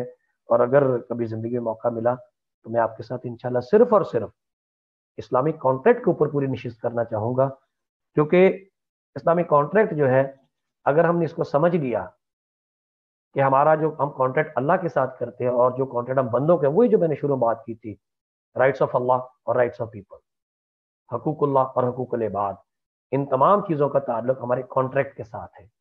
جو رائٹس آف اللہ ہیں ان میں سے بھی ایک ایک عبادت کا تعلق ہمارے کانٹریکٹ کے ساتھ ہے. اور جو معاملات ہیں رائٹس آف پیپل، ایک ایک رائٹ کا تعلق، ایک ایک فریضے کا تعلق جو ہے اس میں بھی کانٹریکٹ انوالو ہوتا ہے. کیسے ہوتا ہے یہ مختصر سی میں نے بات یہاں لکھی ہے. آفر اینڈ ایکسیپٹنس ہوتی ہے، ایجاب و قبول جسے ہم کہتے ہیں. سبجیکٹ میٹر یعنی جس چیز کے بارے میں کانٹریکٹ کیا جاتا ہے. پرائس یعنی اس کے اندر جو فائنینشیل جو فیکٹر ہے جو سب سے امپورٹنٹ ہے. اور دین پوزیشن اینڈ ڈیلیوری ہوتی ہے کہ کس چیز کا آپ کانٹریکٹ کر رہے ہیں، جس چیز کا کر رہے ہیں وہ آپ کے پاس ہے بھی کہ نہیں، اس کو آپ ڈیلیور کر بھی سکتے ہیں کہ نہیں. یہ بہت لمبا ٹاپک ہے. اگر صرف اور صرف اسلامک کانٹریکٹ کے اوپر کبھی آپ مجھے موقع دیں گے آئندہ چل کے، تو صرف اس ایک ٹاپک کے اوپر میں انشاءاللہ آپ کے ساتھ نشست کرنا چاہوں گا. تو یہ مختصر سی آج میری طرف سے ایک تمہیدی گفتگو تھی ہے، چونکہ بہت ہی بڑا ٹاپک ہے یہ، تو میں تو اس کو ایک پریفیس کے طور کے اوپر دیکھتا ہوں. ایک تمہیدی گفتگو تھی، اس کو ہم اس کے آگے اور جتنا آپ کہیں گے ہم چلا سکتے ہیں. اور پھر انشاءاللہ انہی چیزوں کے اوپر جب ہم مائکرو سے آگے چلیں گے، اپنی ذات سے اپنے گھر سے لے کے آگے نکلیں گے، تو پھر ہم میکرو لیول کے اوپر آ سکتے ہیں. پھر ہم پوری اکانومی کی بات کر سکتے ہیں، پاکستان کی بات کر سکتے ہیں کہ پاکستان کا کرنٹ جو فائنینشیل سسٹم ہے وہ کیا ہے، وہ اور اس کے اندر کیا نقصانات ہیں اس کے پوری سوسائٹی کو، لوگوں کو. اور اس کو اگر ہم چینج کرنے کی کوشش کرتے ہیں اسلامک کی طرف، تو اس کا طریقہ کیا ہوگا، کیسے ہوگا، اس کے بینیفٹس کیا ہوں گے، یہ انشاءاللہ اللہ کی توفیق سے اس کو میں اگلی نشست میں کور کرنے کی کوشش کروں گا. میری طرف سے آج میرا خیال اتنا ہی ہے. اور اب میں چاہوں گا کہ اگر آپ کے ذہنوں میں کوئی سوالات ہوں تو اس کی روشنی میں مزید بات کر سکتے ہیں.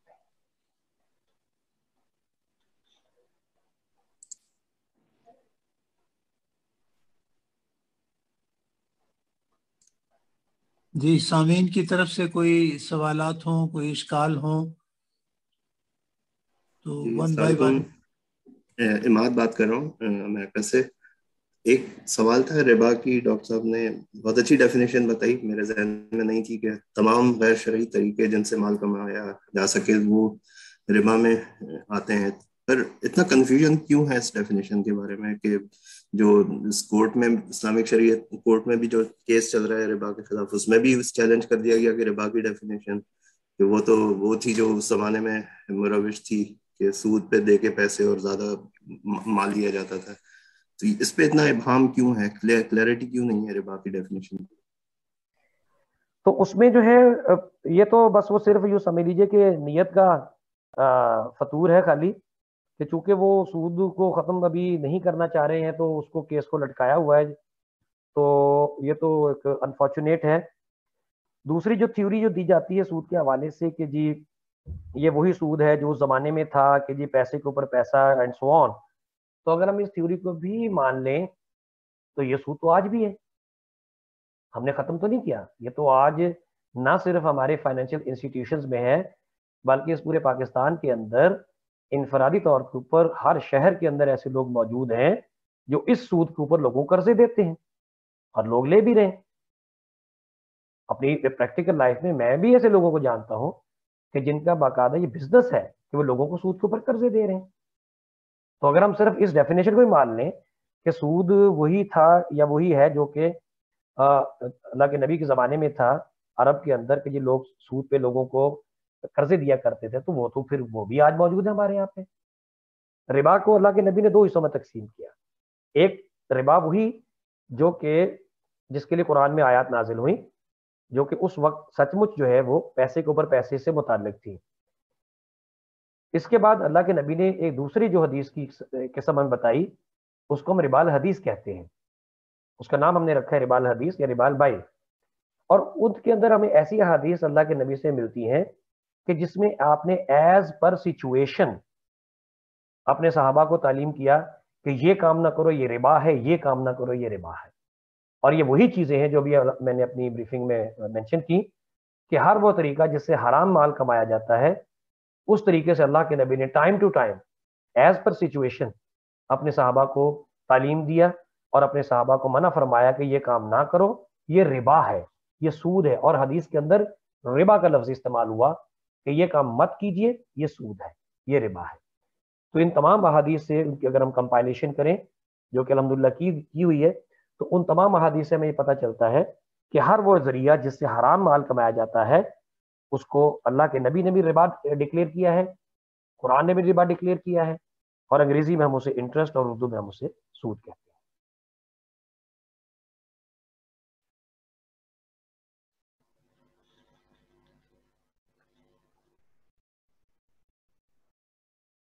جی اور کوئی سوال کسی کے ذہن میں؟ جی محمد عارف عرض کر رہا ہوں. جی بڑی مہربانی ڈاکٹر صاحب، بہت پیاری پریزنٹیشن، بڑی کمپریہنسو قسم کی چیزیں، بہت ساری چیزیں ریفریش ہو گئیں، بہت ساری نئی چیزوں کا پتہ چلا. تو پہلا سوال چھوٹا سا یہ ہے کہ آپ نے 3 نظاموں کی بات کی، فائنینشیل سسٹم، اکنامیکل سسٹم اور بینکنگ سسٹم. تو اگر آپ پلیز تھوڑی سی ان کے درمیان فرق جو ہے وہ بتا دیں کہ فائنینشیل سسٹم اور اکنامک سسٹم ہیں کیا، اور جو بینکنگ سسٹم ہے یہ ان دونوں میں سے کس کا حصہ ہے یا دونوں کا ہے، ضروری حصہ ہے یا اس کے بغیر بھی کام چل سکتے ہیں یہ دونوں جو نظام ہیں؟ مہربانی. جی ٹھیک، بہت شکریہ عارف صاحب. ایکچولی چونکہ میں بہت زیادہ ٹیکنیکل چیزوں پہ میں نہیں گیا تھا، آسان الفاظ میں سمجھانے کے لیے اگر میں بتا دوں کہ بیسیکلی اکنامک سسٹم اور فائنینشیل سسٹم یوں سمجھنے کہ ایک ہی چیز ہے. یعنی کسی بھی سوسائٹی کے اندر، کسی بھی اکانومی کے اندر جس طریقے سے فائنینشیل میٹرز کو چلایا جاتا ہے انڈیویجول لیول سے لے کے تو گورنمنٹ لیول تک، اسٹیٹ لیول تک، اس پورے سسٹم کو ہم اکنامک سسٹم کا نام بھی دیتے ہیں اور فائنینشیل سسٹم کا نام بھی دیتے ہیں.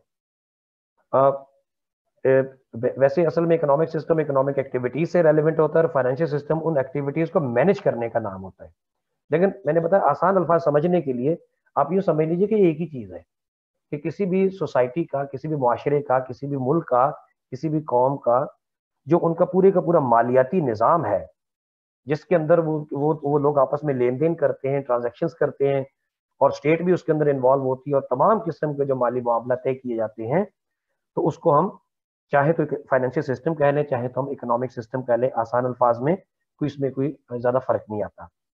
بینکنگ سسٹم جو ہوتا ہے یہ سپورٹنگ، جس طرح فائنینشیل سسٹم کے اندر بہت سارے اس کے پیرامیٹرز ہوتے ہیں کہ آپ کی ایک جو چھوٹی سی دکان ہے وہ بھی اس فائنینشیل سسٹم کا حصہ ہے، ایک مارکیٹ ہے وہ بھی اس فائنینشیل سسٹم کا حصہ ہے، ایک اسٹاک ایکسچینج ہے وہ بھی اس فائنینشیل سسٹم کا حصہ ہے.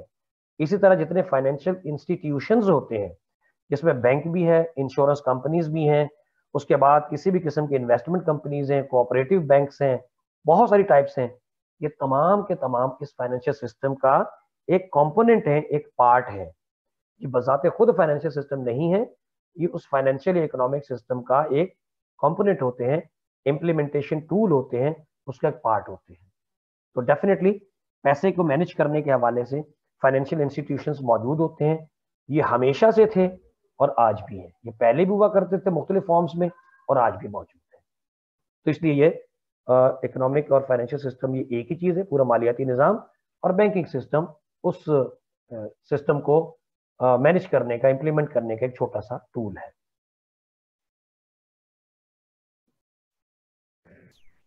جی السلام علیکم، میرا نام خالد حسن ہے. میں ایک سوال کرنا چاہتا تھا. ایک دفعہ کرنل صاحب موجود ہیں یہاں پر, ان سے اس معاملے پہ ذرا کافی پہلے اگر انہیں یاد ہو اس موضوع پہ گفتگو بھی ہوئی ہے. جو ہمارے ہاں ایک عام رواج ہے اور جو جسے میرا خیال ہے کہ لیگل سمجھا جاتا ہے, تو وہ یہ ہے کہ مطلب ایڈیشنل سرچارج جو لیٹ اگر کوئی بل ادا کرنے میں ناکام رہا ٹائم پہ تو اس پہ ایڈیشنل سرچارج 10% یا اور تو اور, یعنی باقی تو ہے نا کہ واپڈا کے اب دیکھ لیں, گیس کے بل دیکھ لیں, ٹیلی فون کے بل دیکھ لیں, یہ تو ہیں. لیکن یہاں تک کہ ہمارے ایجوکیشنل انسٹیٹیوشن جو ہیں وہ بھی اس سے بچے میں نہیں ہیں. تو میں یہ سمجھتا ہوں کہ نا یہ ربا کی ایک شکل ہے. اور اس پہ پھر جو کرنل صاحب سے جو بات ہوئی تھی وہ یہ ہوئی تھی کہ اس چیز کو, یعنی سپریم کورٹ میں جو ربا کی ڈیفینیشن جس میں کنفیوژن چلی آ رہی ہیں, اور میرا خیال ہے کہ اتنی آسانی سے کنفیوژن جو ہے نا دور بھی نہیں ہو پائیں گی, تو اس کی بجائے یعنی کہ فرسٹ ڈینٹ جو ہے نا ڈالا جانا چاہیے. اور وہ اس صورت میں ہو سکتا ہے کہ اس چیز کو اگر ختم کروایا جائے, اگر سپریم کورٹ کے اندر ریٹ کر کے, تو اس بارے میں آپ کیا ارشاد فرمائیں گے؟ جی بہت شکریہ خالد بھائی, آپ کا سوال بڑا اچھا ہے. اور یہ اس کے اوپر کوئی دوسری رائے ہے ہی نہیں. پوری دنیا کے اندر جتنے بھی اسلامک فائنانس اسکالرز ہیں اور جتنے بھی اسلامک ریلیجیس اسکالرز ہیں, میں دونوں کو تھوڑا سا تقسیم اس لیے کر رہا ہوں کہ عام طور کے اوپر لوگ یہ سمجھتے ہیں کہ اسلامک فائنانس کے لوگ الگ ہیں اور جو علماء کرام ہیں وہ الگ ہیں. تو کوئی مسئلہ نہیں, ہم اپنے آپ کو کبھی بھی ہم تو طالب علم ہیں اسلامک فائنانس کے, تو اللہ کی توفیق سے جتنا سا پتہ ہے ہمیں یا جتنا سیکھا ہے, تو ہم سب لوگ جتنے بھی ریلیجیس اسکالرز ہیں, جتنے بھی فائنینشیل اسکالرز ہیں اسلامک فائنانس کے, وہ تمام کے تمام اس بات پہ متفق ہیں پوری دنیا میں, صرف پاکستان کی بات میں کر رہا ہوں, پوری دنیا میں, کہ یہ جو جتنا بھی ایڈیشنل سرچارج لیے جاتے ہیں یہ سود کی وہ بنیادی ٹائپ ہے جس کے لیے قرآن کی 4 سورتوں میں اللہ نے آیات اتاری ہے. سود کی جو بیسک ٹائپ ہے ربا النسیہ اسے کہتے ہیں ہم, جیسے ہم ربا دیکھیے اللہ اس کا کتنا پیارا نام ہے, ربا الجاہلیہ, یعنی دور جہالت کا سود.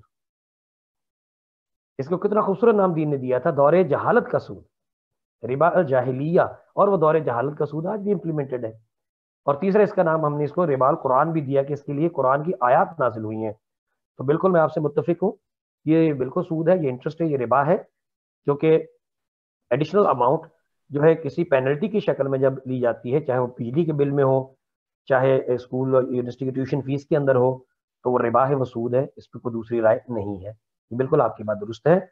اور اس کو اگر کسی بھی طریقے سے پہلے ختم کیا جائے تو بڑی اچھی بات ہے. میں اگر اپنی مثال آپ کو دوں تو میری یونیورسٹی میں بھی یہ ہے کہ اسٹوڈنٹ اگر ایک ڈیو ڈیٹ تک فیس پے نہیں کرتے ہیں تو ان کو چارج کیا جاتا ہے. اور میں نے بہت دفعہ اپنے کیپیسٹی کے اندر یہ بات پوائنٹ آؤٹ کی ہے اپنی یونیورسٹی میں بھی کہ یہ پیسے نہ لیے جائیں, یہ سود ہے. لیکن بہرحال میرے جہاں تک میرے اختیار میں ہے, میں وہ صرف بات کرنے کا میرا اختیار ہے. میں چونکہ آتھورائز نہیں ہوں ڈیسیجن میکنگ میں, تو میری اپنی یونیورسٹی میں اس کو چینج نہیں کروا پا رہا ہوں, بڑا مشکل کام ہے. لیکن ٹائم ٹو ٹائم میں یہ ہائی لائٹ کرتا رہتا ہوں بات کہ اس کو جو ہے وہ ختم کیا جائے. جی البتہ یہاں چھوٹی سی معذرت چاہتا ہوں, چھوٹی سی ایک بات میں تھوڑی سی یہاں پہ ایڈ کر دوں آپ کے نالج کے لیے کہ البتہ اسلامک بینکس کے اندر اس بات کا جو ہے اہتمام کیا گیا ہے کہ چونکہ وہاں بھی کوئی دوسرا ذریعہ نہیں ہے کسٹمرز کو اسٹریٹ لائن رکھنے کا کہ اپنے ٹائم کے اوپر اپنی پیمنٹس کریں, تو وہاں بھی اس کے اوپر پوری دنیا میں یہی اجتہاد کیا گیا ہے کہ آپ کیش پینلٹی ہی لیں گے. لیکن اسلامک بینکس کے لاس کے اندر بائی لا یہ ان کے شامل ہے پوری دنیا کے اسلامک بینکس میں کہ اس پیسے کو جو ہے وہ بینک اپنے پروفٹ اور اپنی جو اس کی جو ویلتھ اس کے اندر شامل نہیں کریں گے. البتہ ان کو اب الگ اکاؤنٹ میں مینٹین کریں گے, چیریٹی اکاؤنٹ کہلاتا ہے وہ, اور پھر ایک مہینے کے بعد یا کوارٹرلی یا جو بھی ہر بینک کا اپنا رول ہے اس پیسے کو چیریٹی کر دیا جاتا ہے. اس کو بینک اپنے استعمال میں اس پیسے کو کسی صورت میں لا نہیں سکتا بائی لا. تو کم از کم اسلامک بینکس کی حد تک جو ہے اس بات کا اہتمام موجود ہے. لیکن باقی ادارے جن کے ہم بات کر رہے ہیں, واپڈا ہے, سوئی گیس ہے, ٹیلی فون ہے, یا یونیورسٹی کالج اسکول ہے, تو یہاں اس بات کا اہتمام نہیں ہے. یہ لوگ اس پیسے کو اپنی انکم میں اپنے پروفٹ میں شامل کرتے ہیں.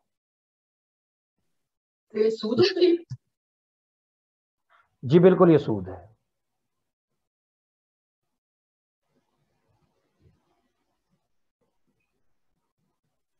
جی مدثر بھائی.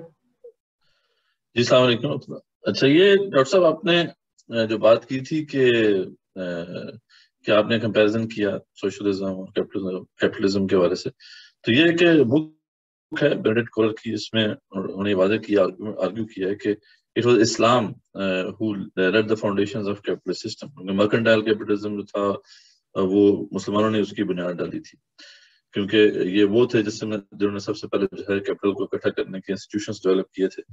تو یہ اگر کہا جائے تو زیادہ بہتر نہیں ہے کہ یعنی اسلام جو ہے وہ کیپٹلزم کے زیادہ قریب ہے ایز کمپیئر ٹو سوشلزم؟ جی مدثر بھائی بہت اچھی بات کی آپ نے, جزائے خیر دے اللہ آپ کو. بالکل آپ کی بات درست ہے. میں نے عرض کیا تھا کہ چونکہ وقت ہمارا بہت محدود سا تھا تو میں بہت زیادہ تفصیلات میں نہیں گیا تھا. میں نے صرف ایک جسے کہتے ہیں نا کہ برڈ آئی ویو, ایک طائرانہ نظر ڈالی تھی صرف. تو یہ جو لفظ ہے نا کیپٹلزم یا سوشلزم, یہ دیکھیں یہ تو ہمیں یہ اکیڈمک الفاظ ہیں. اصولی طور کے اوپر تو یہ الفاظ ہمیں کہیں سے بھی نہیں ملتے, یہ تو اکیڈمک الفاظ ہیں, ہمیں بکس میں ملتے ہیں, اور جب ہم اس سسٹم کو پڑھتے اور سمجھتے ہیں. در حقیقت تو دو ہی نام ہیں ہمارے سامنے, ایک اسلامک ایک اینٹی اسلامک. اب اینٹی اسلامک میں اس کو ہم کوئی بھی نام دے دیں, وہ کیپٹلزم ہو, سوشلزم ہو, یا ایکس وائی زیڈ کوئی اور سا بھی نام ہو, تو اس سے کوئی فرق نہیں پڑتا. ہمیں یہ دیکھنا ہے کہ کس سسٹم کے جو رولز ہیں اور اس کی جو پریکٹیکل اپلیکیشن ہے وہ اسلام کے مطابق ہے یا نہیں ہے. اچھا دوسری بات جو آپ نے فرمائی بالکل درست ہے کہ اگر ہم کیپٹلزم کی بات بھی کرتے ہیں تو بالکل ٹھیک ہے, اسلام کا اس کے اندر بھی پورا کردار موجود ہے, لیکن ہم جب ہم وہاں پہ کیپٹلزم کی بات کریں گے تو اسلامک فائنینشیل سسٹم کے انڈر آئے گا. اور جب ہم جس کیپٹلزم کو میں نے ایک سمجھ لیں ایک سمبل کے طور پہ استعمال کیا, وہ اینٹی اسلامک فائنینشیل سسٹم کے سمبل کے طور پہ استعمال کیا تھا.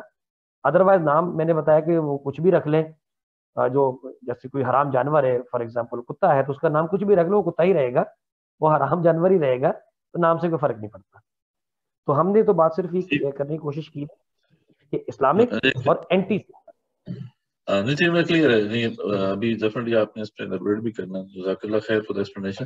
بس آئیڈیا یہ تھا کہ عام طور پہ جب ہم ڈسکس کرتے ہیں تو سوشلزم کے جو ماڈل ہم نے دیکھا تھا تو وہ کافی حد تک اس کے اندر ایسے ایلیمنٹس ہیں جو کہ اسلام سے اتنے اسی طریقے سے جو ہے وہ لگا نہیں کھاتے. لیکن کیپٹلسٹ جو سسٹم ہے اس میں ہم دیکھتے ہیں کہ کئی چیزیں خراب ہو گئی ہیں, لیکن یہ کہ اس میں آبزرویشن ہے کہ آپ اس پہ زیادہ بہتر روشنی ڈال سکتے ہیں کہ اس کے اندر کافی ایسے انسٹیٹیوشنس ہیں, ایسے اس کے جو آپ نے جن کو ٹولز کہا, بالکل رائٹلی کہا کہ وہ ٹولز ایسے ہیں جن کو ہم دیکھ سکتے ہیں کہ وہ یوز کر سکتے ہیں ہمیں اسلامک ماڈل کے اندر بھی. تو یہ ایک آبزرویشن تھی کہ ہمیں اس پہ زیادہ ایکسپلور کرنا چاہیے, اس طرف ہمیں آگے بڑھنا چاہیے.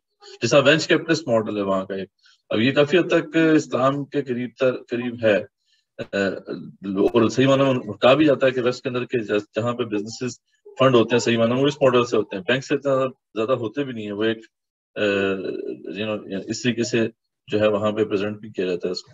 تو یہ اس پہ بھی یعنی تھوڑی سی میں چاہوں گا کہ لیٹر جب آپ تفصیل میں جائیں گے تو اس کو ضرور ایڈریس کریں.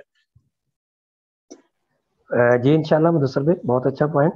اور اس میں اگر ہم اپنی پریزنٹیشن پہ واپس جائیں تو میں نے مختصر ترین, میں نے بتایا میری اتفاق سے عادت ہی نہیں ہے پریزنٹیشن بنانے کی, یہ بڑی مشکل سے میں نے بنائی ہے.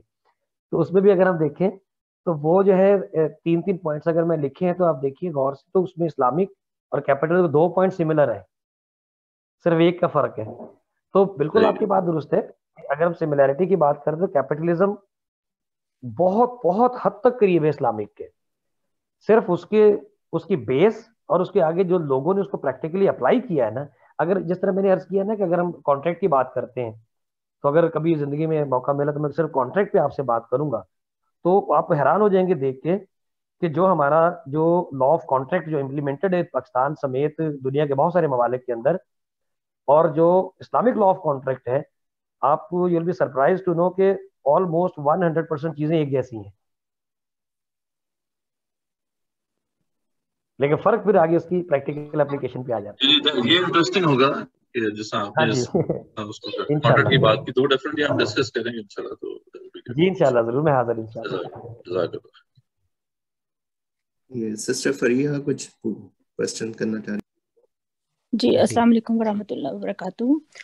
جی سر، یہی جو ابھی بات ہو رہی ہے، آپ نے بہت اچھا ایکسپلین کیا کیپٹلزم اور سوشلزم کے بارے میں۔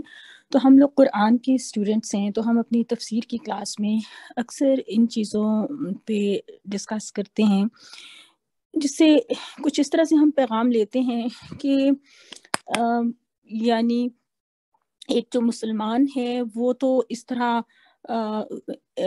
مطلب ہمارے آس پاس اکوالٹی چونکہ نہیں ہے نا، تو اگر کوئی کسی کے پاس مال ہے، کسی کے پاس اللہ تعالیٰ نے زیادہ دیا ہوا ہے، تو یوں لگتا ہے کہ جیسے ہم اگر اپنے لیے کچھ بھی زیادہ اسپینڈنگ کرتے ہیں تو وہ جائز نہیں ہے، اس لیے کہ ہمارے آس پاس لوگ پاورٹی میں ہیں اور ضرورت مند ہیں۔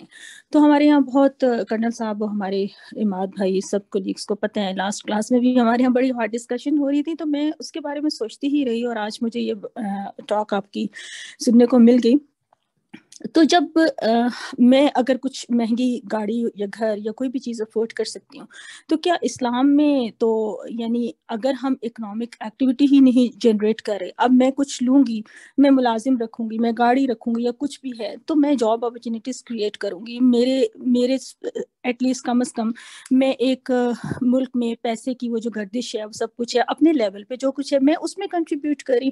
تو اس میں ایسی کیا برائی ہے کہ ہمارے یہاں یہ کہا جا رہا ہے کہ جی بالکل ہی ایسے لوگوں کے لیے تو بہت ملامت ہے کہ وہ کروڑوں کی گاڑیاں خریدیں یا بڑے گھروں میں رہیں یا جو ہے وہ 2 لاکھ کا موبائل لیں، تو اس سے کیا یہ اسلام میں یہ چیزیں اس طرح سے تو منع نہیں ہے؟ اسلام میں تو وراثت کے قوانین ہیں، اسلام میں تو زکوٰۃ ہے، صدقات ہیں، تو آبویسلی کسی کے پاس زیادہ ہوگا تو وہ کم والوں کو دے گا، جیسا کہ آپ نے اپنی گفتگو میں کہا تھا کہ مالک ہوں گے، غلام ہوں گے، ملازم ہوں گے، تبھی یہ جو اللہ تعالیٰ کا بنایا ہوا نظام ہے اور یہ اسی طرح سے چلنا ہے۔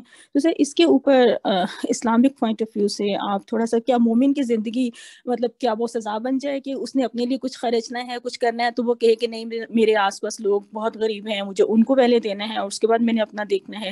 اور لوگ اتنی ایکسٹریم پہ پہنچ جاتے ہیں کہ نہیں ہمیں تو بہت ہی لیول اپنا کم کرنا ہوگا، پہلے یہ تو ہر کوئی ایکچولی ایسا کر نہیں سکتا۔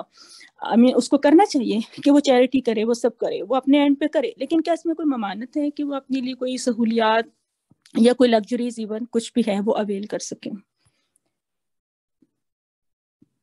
جی بہت شکریہ سسٹر فریحہ، آپ نے بہت بہت اچھی جو ہے نا وہ بات پوائنٹ آؤٹ کی ہے۔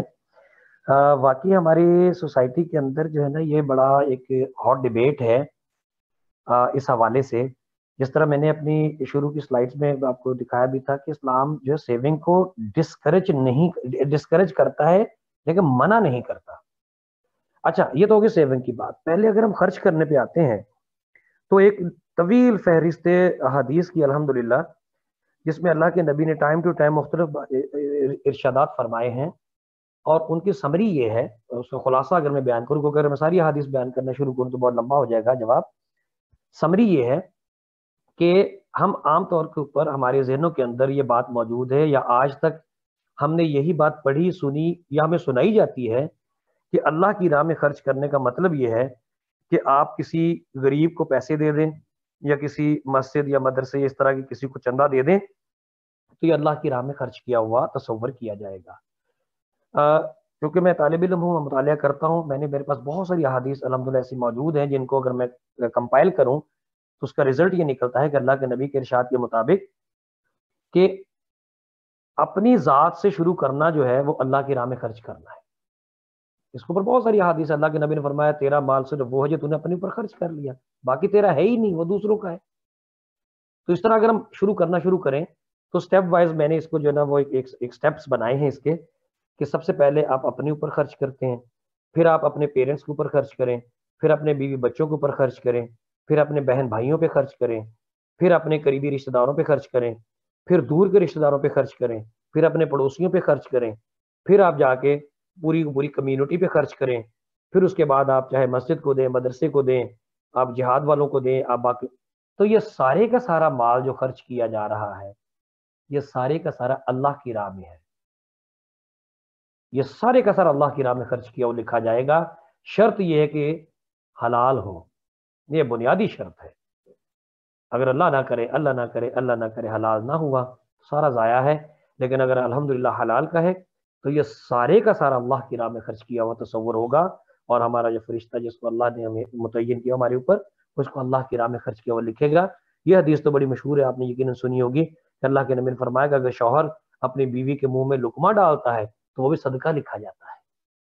اب وہ لقمہ پیسے سے آتا ہے، مطلب پیسے بھی تو آپ نے خرچ کیا اپنی بیوی کے اوپر، تو اپنے گھر والوں کے اوپر، اپنی ذات کے اوپر۔ اچھا، اب اس میں دوسرا سوال آپ کا اس طرح سے تھا کہ اگر آپ زیادہ، تو اس پہ بھی اللہ کے نبی کا فرمان موجود ہے کہ اللہ نے جتنا مال آپ کو دیا ہے وہ نظر آنا چاہیے، یعنی اس کے مطابق خرچ کرنا ہے۔ دیکھیے دین جو ہے اعتدال کا نام ہے۔ کسی نے مجھے اچھی طرح یاد ہے، میں بھول رہا ہوں کس سے میں نے سنا تھا، کسی بڑے اسکالر سے، کہ اسلام کا انگریزی میں ترجمہ جو بہترین ہے وہ پیس نہیں ہے، وہ ماڈریشن ہے، اعتدال ہے۔ ہر چیز میں اعتدال، عبادات میں بھی اعتدال، معاملات میں بھی اعتدال، کہ آپ نے ماڈریشن کے ساتھ، اگر اللہ نے آپ کو بہت مال دیا ہے تو اعتدال کے ساتھ خرچ کیجئے، نہ بخل کرنا ہے نہ فضول خرچی کرنی ہے، میانہ روی اختیار کرنی ہے، درمیانے میں رہنا ہے، اور درمیانے میں رہتے ہوئے آپ ہر وہ کام کر سکتے ہیں جس کی شریعت آپ کو اجازت دیتی ہے۔ آپ مہنگا موبائل خرید سکتے ہیں، مہنگی گاڑی خرید سکتے ہیں، مہنگا گھر خرید سکتے ہیں اگر آپ افورڈ کرتے ہیں۔ دیکھیے جب آپ خریدیں گے تو اگین اسلام کا دوسرا پرنسپل پورا ہو جائے گا، اکنامک ایکٹیویٹی جنریٹ ہوگی۔ ہاں اس میں فضول خرچی کا ایلیمنٹ نہ لائیے، اس کے اندر اس طرح کی آپ چیزیں نہ لے کے آئیے کہ جس سے دوسروں کے اندر احساس محرومی پیدا ہو۔ اور پھر ایک سوال کو ہمیشہ اپنے ذہن میں رکھنا چاہیے ہم سب کو، کہ ہم نے اللہ کے نبی نے فرمایا کہ قیامت والے دن ہر شخص کو 4 سوالوں کے جواب دینے ہیں، جس میں ایک سوال یہ ہوگا کہ اللہ تعالیٰ ہم سب سے پوچھیں گے، کیا میرے بندے میں نے تجھے مال دیا تھا، یہ بتاؤ کہ اس کا ایک ایک روپیہ کمایا کہاں سے اور ایک ایک روپیہ خرچ کہاں کیا۔ تو اگر اس سوال کو ہم ذہن میں رکھیں تو پھر ہم خود ہی اعتدال کا رستہ اختیار کریں گے، کمانے میں بھی اور خرچ کرنے میں بھی۔ اس میں کوئی قباحت نہیں، دین میں الحمدللہ اس کے اوپر کوئی پابندی نہیں ہے، آپ اپنی استطاعت کے مطابق خرچ کر سکتے ہیں۔ اگر اجازت ہو تو تھوڑا سا اسی کوشچن کے حساب سے کچھ پوچھ سکوں؟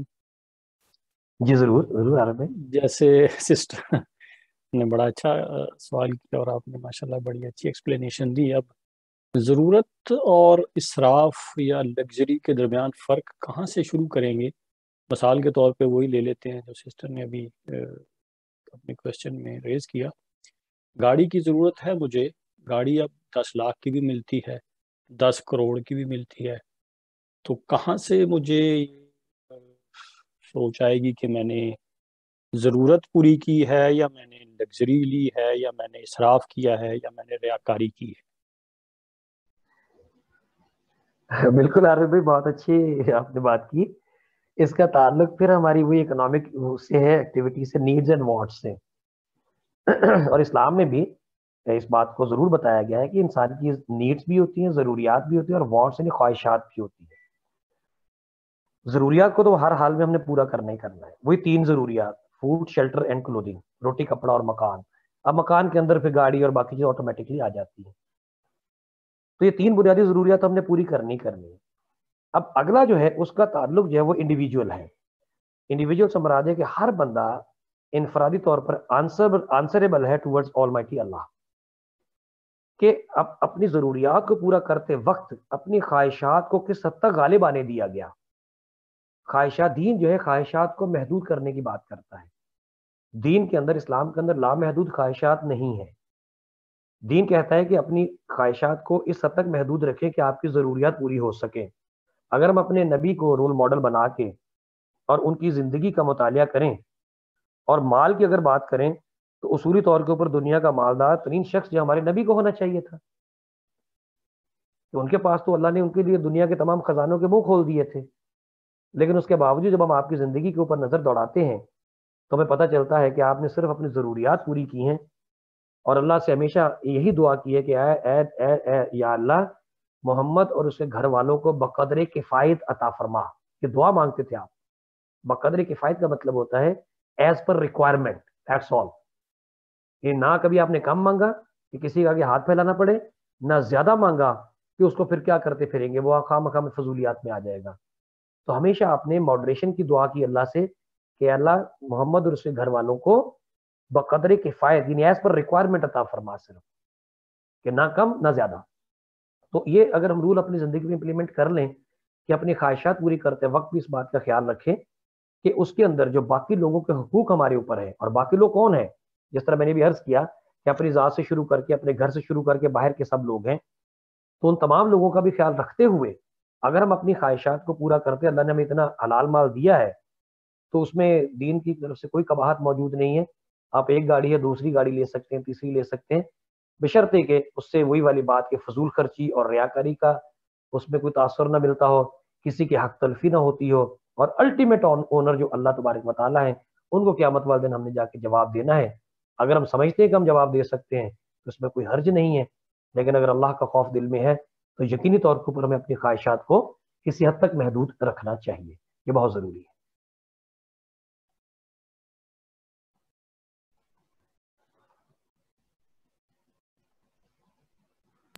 سر کوئی کسی اور کا ہینڈ ریس نہیں ہے تو میں دوبارہ سے تھوڑی سی بات کر لوں. سر تو جیسا کہ ہم پڑھتے ہیں کہ حدیث میں بھی وہ سب کے جو آسودہ حال مومن ہے وہ بہرحال تنگ دست مومن سے تو بہتر ہے, کیونکہ وہ چیریٹی بھی تبھی کر سکے گا جب اس کے پاس مال ہوگا اور وہ اس پوزیشن میں ہے اور اس کا دل اور ذہن بھی زیادہ پروڈکٹیو ہوگا, وسعت والا ہوگا, سب کچھ ظاہر ہے وہ اپنی ان فکروں سے آزاد ہوگا بنسبت اس شخص کے, اس مومن کے جس کو بہت زیادہ, جس کے اوپر سٹریسز ہیں اس قسم کے. ہم فائنانس کے حوالے سے بات کریں تو اس میں یہ ہے کہ جیسا کہ آپ نے اپنے لیکچر میں شروع میں بھی کہا تھا کہ اسلام کے جو بھی فائنینشیل سسٹم ہے جس کو ہم اسلامک کہہ رہے ہیں, اس میں کوئی پرائسنگ کا یا پروفٹ کا کوئی ایسے ڈکلیئرڈ اماؤنٹ یا کوئی ایسی چیز نہیں ہے, کوئی فارمولا نہیں ہے. تو ہمارے یہاں عام گفتگو میں کہہ دیا جاتا ہے کہ جب 25 لاکھ کی گاڑی ملتی ہے تو 1 کروڑ کی کیوں لیں. تو 25 لاکھ کی گاڑی بھی بہت سے لوگ نہیں لے سکتے. یوں تو میرے ساتھ ہو سکتا ہے, میرے فورم پہ, میرے گروپ میں اس وقت جن لوگوں کے ساتھ میں بات کر رہی ہوں ان میں سے کچھ لوگ ایسے ہوں جو 5 لاکھ کی گاڑی بھی نہیں لے سکتے یا بائک بھی نہیں لے سکتے. تو اس طرح سے ہم اماؤنٹ وائز فونوں کی پرائس اور یہ چیز ہم اس کا فیصلہ نہیں کر سکتے. جیسا کہ آپ نے خود سے کہا کہ وہ ہر انسان خود اپنے اندر خود جانتا ہے کہ وہ کیا افورڈ کر سکتا ہے, کہاں تک اس کی سیٹسفیکشن ہوتی ہے, کون سی چیز اس کی نیڈس اور وانٹس اور سب کچھ وہ خود ڈٹرمن کر سکتا ہے. اور پھر وہ جواب دہی کا فیکٹر اور بس سب کچھ وہ ساری جو دین کی تعلیمات ہیں اگر وہ ان کو سامنے رکھتے ہوئے اپنے لیے کوئی بھی لائف کا اپنا پلان بناتا ہے اسپینڈنگ کا یا سیونگ کا یا چیریٹی کا, اور یہ ہے کہ اگر آپ مہنگی گاڑی افورڈ کر سکتے ہیں اس کا مطلب ہے کہ آپ کو بس اللہ نے اتنا دیا ہوا, آپ اپنے کسی رشتہ داروں کو, کچھ اور لوگوں کو بھی, غریب لوگوں کو, فیملی والوں کو کچھ آپ ان کو سپورٹ کر سکتے ہیں. کسی کو بائک کی ضرورت ہے, کسی کو تعلیم فیس کی ضرورت ہے, کسی کا کچھ ہے, obviously آپ بہت کچھ کر سکتے ہیں. یہ تو it's up to you کہ آپ کو کوئی روک نہیں رہا کہ آپ اپنی جو ہے اس کو شیئر کریں, اپنی جو بھی اللہ تعالیٰ نے آپ کو مال دیا سب کچھ ہے. سر یہ تو میں نے اسی کی کنٹینیوٹی میں ایک بات کی. اور میرا ایک دوسرا سوال یہ تھا, آپ اس کے اوپر سے کہہ سکتے ہیں جو بھی آپ اگر کچھ نصیحت کرنا چاہیں. اور میرا ایک دوسرا سوال یہ تھا کہ جنرلی پاکستان میں ایز پر دا ایگزسٹنگ فتاوا کہہ لیں یا جیسے بھی, کہ ہم کس بینک کو سمجھیں گے کہ وہ اسلامک بینکنگ پہ ہے پراپرلی بالکل, اور یہ کہ اگر ہم لوگ یا ہمارے گھر میں سے کوئی کسی normal banking regular banking system میں کام کر رہا ہے, جاب کر رہا ہے یا کچھ بھی, یا کوئی ویسے ہی اس کی سیونگ ہے وہاں پہ یا کچھ ہے, تو از اٹ ناٹ پرمیزیبل, کس حد تک ہمیں اس سے ہم کیسے اوائڈ کریں, کہ ہم اوائڈ بالکل کر سکتے ہیں, اور کیونکہ احادیث کے مطابق اور اس طرح سے جب ہم وہ سمجھتے ہیں جنرلی اس کو لے کر ربا کی جو ہماری یہ کنفیوزنگ ڈیفینیشن ہے, اس میں تو یوں لگتا ہے کہ ہم جو کچھ بھی کر رہے ہیں, جو بھی کھا رہے ہیں, پی رہے ہیں, رہ رہے ہیں, زندگی گزار رہے ہیں, سال یہ سب کچھ ربا میں جکڑا ہوا ہے اور اسلامک بینکنگ کا کوئی تصور نہیں ہے. ایون جو اسلامک کلیم بھی کرتے ہیں وہ بھی نہیں ہے. تو اس کے بارے میں سر اب تھوڑا سا ہمیں ہماری سیٹسفیکشن کے لیے کچھ بتا دیجیے. جی بہت شکریہ, بہت ساری باتیں آپ نے پوچھی ہیں. اس پہ بھی میں اگلی آفر یہ دوں گا کہ اگر کبھی آئندہ کبھی موقع ملے اور آپ مجھے موقع دیں تو میں اسلامک بینکنگ کے اوپر الگ سے ایک نشست کرنا چاہوں گا, کیونکہ میں نے بتایا تھا کہ اسلامک بینکنگ ایک الگ چیز ہے, اسلامک فائنینشیل سسٹم الگ چیز ہے. تو اگر صرف اسلامک بینکنگ کی اگر ہم بات کرتے ہیں تو اس کے اوپر بھی میں پورا ایک جو ہے نا اللہ کی توفیق سے, چونکہ میں بینکوں کا ٹرینر بھی ہوں, تو میں اس کے اوپر پوری ایک نشست کر سکتا ہوں, اور اگر آپ اس کو مناسب سمجھیں تو کر دیں گے.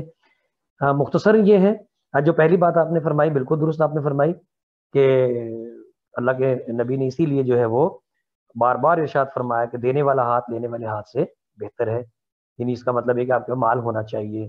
پھر اس طرح قرض کو اللہ کے نبی نے ہمیشہ ڈسکریج کیا ہے, بلکہ اس حد تک کیا ہے کہ اگر قرض دار ہے تو اس کا جنازہ پڑھانے سے انکار کر دیا آپ نے. اس حد تک آپ نے جو ہے وہ قرض کو جو ہے وہ डिस्करेज किया है। तो कर्ज यकीनी तौर के ऊपर वही लेता है जिसका माल कम होता है या नहीं होता। तो इसलिए बिल्कुल अगर मालदार मोमिन है तो वो यकीनी तौर के ऊपर एक गैर मालदार मोमिन से ज़्यादा बेहतर है, क्योंकि उसको अल्लाह ने मौका दिया है कि वो उस माल को खर्च करके बहुत सारों का भला कर सकता है और अपनी दुनिया और आखिरत दोनों को बेहतर भी बना सकता है। बाकी वो मैंने जिस तरह अर्ज किया कि चूंकि इस्लाम में नहीं, किसी भी मजहब के अंदर प्राइस डिटर्मिनेशन या प्रॉफिट डिटर्मिनेशन का किसी दीन के अंदर कोई फार्मूला नहीं है। इसको हमेशा हर दीन ने मार्केट के ऊपर ही छोड़ा है। इसके ऊपर भी एक हदीस मुझे याद आ रही है कि एक सहाबा कराम अल्लाह के नबी के पास तशरीफ लाते हैं और फरमाते हैं कि अल्लाह के रसूल आप मार्केट चलिए, कुछ दुकानदार मार्केट में ज़्यादा कीमत चार्ज कर रहे हैं, तो आप ज़रा उनको जाके नसीहत कीजिए। तो आपने जाने से इनकार कर दिया। आपने फरमाया कीमत तयन करना मेरा काम नहीं है, उनको जाके सिर्फ ये पैगाम दे दो कि वो मार्केट के मुताबिक कीमत चार्ज करें, बहुत कम या ज़्यादा ना करें ताकि मार्केट ख़राब ना हो। तो आपने इनकार कर दिया, आपने फरमा दिया मेरा काम नहीं है, यानी ये दीन का काम नहीं है, इसका तयन मार्केट ही करेगी। तो उसमें अलबत्ता ये ज़रूर है कि जायज़ मुनाफा, अब जायज़ मुनाफा का लफ्ज़ दीन में इस्तेमाल हुआ है और जायज़ मुनाफा को कहीं भी डिटरमिन नहीं किया गया। जायज़ मुनाफा की जब भी बात हुई है उसके ऊपर हमेशा यही बताया गया कि हर इंसान ने अपनी अकाउंटेबिलिटी खुद करनी है कि मैं जो मुनाफा कमा रहा हूँ क्या वो जायज़ है कि नहीं, उसने अल्लाह को जाके डायरेक्टली जवाब देना है। अब हमें बज़ाहिर लग रहा होता है कि ये शख्स बहुत ज़्यादा कमा रहा है, कम कमा रहा है मुनाफा, हम कहते हैं ये जायज़ कमा रहे हैं, ये नाजायज़ कमा रहे हैं, ये हमारी परसेप्शन है। एन मुमकिन दोनों अपनी जगह दुरुस्त हो, दोनों जायज़ कमा रहे हो, तो इसलिए प्राइस और प्रॉफिट डिटर्मिनेशन दीन में बिल्कुल नहीं है। बाकी दूसरी जो बात आपने फरमाई बैंक के हवाले से, तो इसके लिए मैं ऑफर दे चुका हूँ कि अगर तो बैंक के हवाले से अगर आप मुनासिब समझेंगे तो मैं इस पर पूरी नशिस्त करने को तैयार हूँ इंशाल्लाह। मुख्तसर जवाब यही है कि जिस हद तक मैंने इस सिस्टम को पढ़ा है और अरसे दराज से पढ़ रहा हूँ और समझ रहा हूँ और पढ़ा रहा हूँ, तो अल्हम्दुलिल्लाह पूरे पाकिस्तान में आज के दिन 22 इस्लामिक बैंक मौजूद हैं। 5 तो वो बैंक हैं जो सिर्फ और सिर्फ इस्लामिक हैं और 17 वो बैंक हैं जो कन्वर्ट हो रहे हैं कन्वेंशनल से इस्लामिक की तरफ। और लेकिन वो अलग बैंक से, ज़हन में रखिएगा, अगर एक कोई बैंक है फॉर एग्जांपल अलाइड बैंक है, आप कहते हैं भाई ये सूदी भी और गैर सूदी भी है, तो ये दोनों कैसे हो गए? तो इस नाम से मैंने पहले भी कहा था कोई फर्क नहीं पड़ता। अलाइड बैंक चूंकि वो बाई लॉ एक ही नाम उनको रखना होता है, तो अलाइड बैंक कन्वेंशनल यानी सूदी भी है और अलाइड इस्लामिक बैंक भी है। तो जो इस्लामिक बैंक होगा वो बिल्कुल अलग बैंक है, वो उसको आप ये ना समझे कि सेम है। तो 22 के 22 बैंक अल्हम्दुलिल्लाह अल्लाह की तौफीक से बिल्कुल इस्लामिक जो प्रिंसिपल्स हैं उनके तहत चल रहे हैं, उनके तहत काम कर रहे हैं। अगर आप में से कोई भी किसी भी इस्लामिक बैंक की कोई प्रोडक्ट या सर्विस खरीदना चाहे इन 22 बैंकों में से, तो बिल्कुल बेफिक्र होकर वो कर सकते हैं इंशाल्लाह। हाँ, अगर वो कोई बैंक खुदा न खास्ता किसी चीज़ में उनकी कोई कोताही कमी है तो वो जिम्मेदार है इंशाल्लाह, फिर हम जिम्मेदार नहीं है, क्योंकि वो क्लेम कर रहे हैं और हम उनके ऊपर ट्रस्ट कर रहे हैं। और मैंने जो अब तक अलहमदुलिल्लाह रिसर्च जितनी मेरी है इस्लामिक बैंक्स के हवाले से, तो मैं पूरी हद तक मुतमईन हूँ। और एक बात शायद आपने और की थी सूदी बैंक में जॉब के हवाले से गालिबन, तो ये बहरहाल बड़ा सेंसिटिव एक मामला है। इसके ऊपर अल्लाह के नबी की वाज़ेह हदीस मौजूद है कि आपने फरमाया कि सूद लेने वाला, देने वाला, उसको लिखने वाला और उस पर विटनेस बनने वाला, गवाह बनने वाला, ये चारों उस गुनाह में बराबर के शरीक हैं। और इस हदीस की इम्प्लीमेंटेशन बराह रास्त जो है वो उन तमाम लोगों पे आती है जो डायरेक्टली सूद के हवाले से, अब वो बैंक है या कोई भी और जगह है, वो तो मैंने शुरू में बता दिया कि सूद सिर्फ बैंक में थोड़ी है, सूद तो हर जगह है। हराम का माल जहां भी कमाया जाएगा वो सूद है। तो जहां जहां भी ये चीज हो रही है कि हराम माल कमाया जा रहा है, लिया जा रहा है, दिया जा रहा है, इसको लिखा जा रहा है, तो वो तमाम के तमाम इस गुनाह में शरीक हैं। उसका ताल्लुक सिर्फ बैंक से नहीं है, वो हर उस बिजनेस ऑर्गेनाइजेशन से है, हर उस फाइनेंशियल एक्टिविटी से है जिसमें हराम माल की वो लेन और देन किया जाएगा। तो इसका इतलाक तो हर जगह होता है।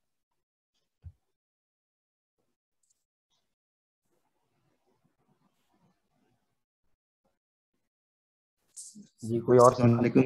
जी जी इमाद बात कर रहा हूँ। हैंड रेज करने का ऑप्शन मुझे नहीं आ रहा था। सवाल ये है कि मैं भी टीवी पे देख रहा हूँ कि मरी में टूरिस्ट फंसे हुए हैं और वहाँ पे होटल वाले 50,000 रुपए तक पर डे चार्ज कर रहे हैं। तो ये नाजायज मुनाफा, इसको कोई तो मैकेनिज्म होना चाहिए कंट्रोल करने का। इस तरह खुली छूट तो नहीं दी जा सकती लोगों की मजबूरी का फायदा उठाने की। बिल्कुल इमाद भाई, आपकी बात बिल्कुल दुरुस्त है। मैंने इसलिए अर्ज किया, देखिए दीन में जखीरा अंदोजी करना, माल छुपा के उसकी कीमत बढ़ा के फरोख्त करना, इसी तरह किसी की अब ये जो आपने बात की इसका ये है मजबूरी से फायदा उठाना। دین میں مجبوری سے فائدہ اٹھا کے مال کمانا حرام قرار دیا گیا ہے، کہ جب یہ دیکھا جائے کہ یہ بندہ اس حد تک مجبور ہے کہ میں جو مانگوں گا یہ دے دے گا، یہ ناجائز منافع تو بہت پیچھے رہ گیا. یہ ہے مجبوری سے فائدہ اٹھانا، اور مجبوری سے فائدہ اٹھا کے کمایا گیا ہر طرح کا مال حرام ہے.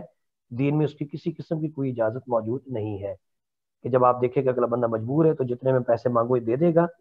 تو وہ اسی لیے میں نے اسلامی کانٹریکٹ کا کہا تھا کہ اگر اللہ نے موقع دیا اور ہم نے کبھی اس پہ بات کی تو یہ چیزیں وہاں بڑی ڈیٹیلڈ کور ہوں گی کہ مجبوری سے فائدہ اٹھا کس طرح مال کمایا جاتا ہے. یہ انشاءاللہ میں وہاں کور کروں گا اگر کبھی اس پہ موقع ملا بات کرنے کا.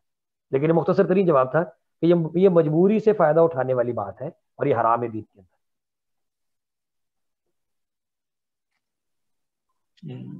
جس پہ ڈاکٹر صاحب ایک بڑی بات ہے، کافی چیزیں تو جیسا آپ نے کہا کہ سیپریٹ تھے، جب سیٹنگ ہوگی تو پھر ہی ہمارے سامنے آئیں گی، اور وہ we would love to like attend these sessions.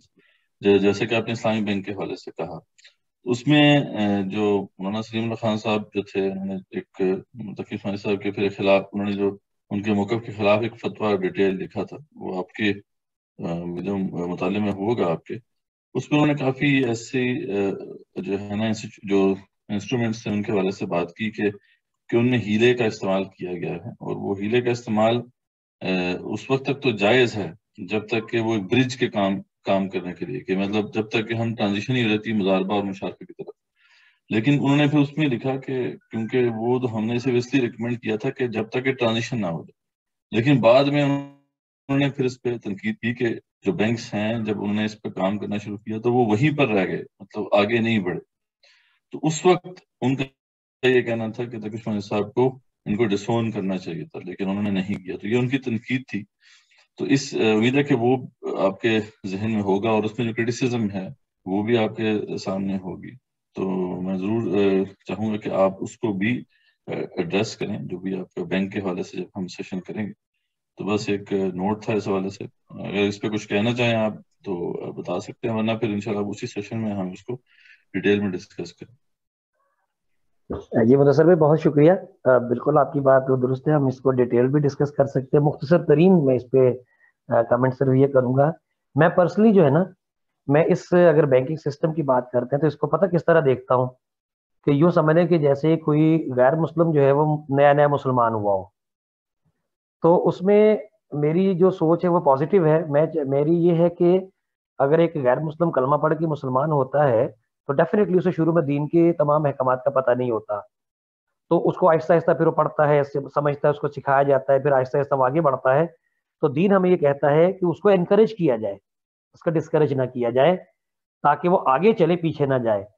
تو میں بیسیکلی اسلامک بینکنگ سسٹم کو اس ایگزامپل پہ فٹ کرتا ہوں کہ اگر ہمارے بینکنگ سسٹم نے کلمہ پڑھ کے اگر وہ مسلمان ہوا ہے تو ہمیں چاہیے کہ ہم اس کو انکریج کریں، اس کو آگے لے جانے کی کوشش کریں. باقی غلطیاں کوتاہیاں تو وہ دنیا کے ہر انسان میں بھی ہے اور ہر سسٹم میں بھی ہے، تو ان غلطیوں کے ساتھ ساتھ ہی چلنا ہوتا ہے آگے. کچھ اس میں ڈیفینیٹلی کچھ پرابلمز ہیں، وہ میں آگے آپ سے ڈسکس کر بھی سکتا ہوں، لیکن اس کے باوجود الحمدللہ اوور آل جو سسٹم جو ہے ایک ان گڈ فیتھ جو کیا گیا ہے اور جس کے اوپر کام کیا جا رہا ہے تو وہ الحمدللہ بہتری کی طرف ہے. تو ہمیں اس کو انکریج کرنا چاہیے. انشاءاللہ وہ پھر انشاءاللہ جب ڈسکشن ہوگی ہماری اس میں let's have that discussion there in detail. انشاءاللہ آج تو ماشاءاللہ سے جو آپ نے بیسک جو تھی اس کی جو فنڈامنٹل پرنسپلز ہے وہ تو اچھا ایلیبریٹ ہو گئے. تو انشاءاللہ we will keep on discussing these things later انشاءاللہ. جی انشاءاللہ ضرور.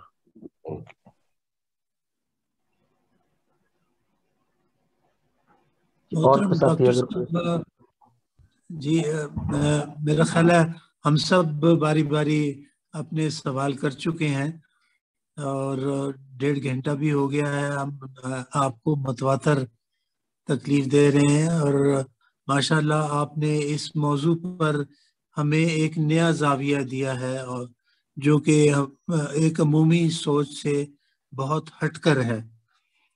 میں اپنی ذاتی طور پر میں مثال دوں گا کہ میں تو یہی سمجھتا ہوں کہ جب معاشی نظام کی بات ہوتی ہے تو یہ ایک ملک کے نظام کی بات ہوتی ہے، لیکن آپ نے تو مجھے چونکا دیا یہ بتا کے کہ معاشی نظام تو میرے اپنی ذات سے شروع ہونا چاہیے اور پھر وہ کس طرح سے بڑھتا چلا جائے اور جو یہ ایک حلال اور حرام کا کانسیپٹ آپ نے دہرایا، ہم ہر وقت یہ سنتے تو رہتے ہیں، لیکن اس کی امپلیکیشن کیا ہے یہ میں سمجھتا ہوں کہ آج مجھے بڑے آسان الفاظ میں سمجھا دی گئی ہے۔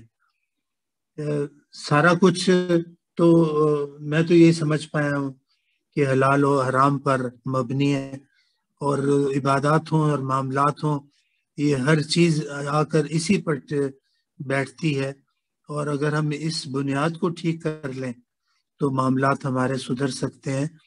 یہ ملک کے لیول پر اور معاشرے کے لیول پر معیشت کے نظام کو دیکھنا اور اس پر گفتگو کرنا تو بڑی دور کی بات ہے، ہمارے تو یہ ذاتی معاملات ابھی تک اس سے بہت کوسوں دور ہیں۔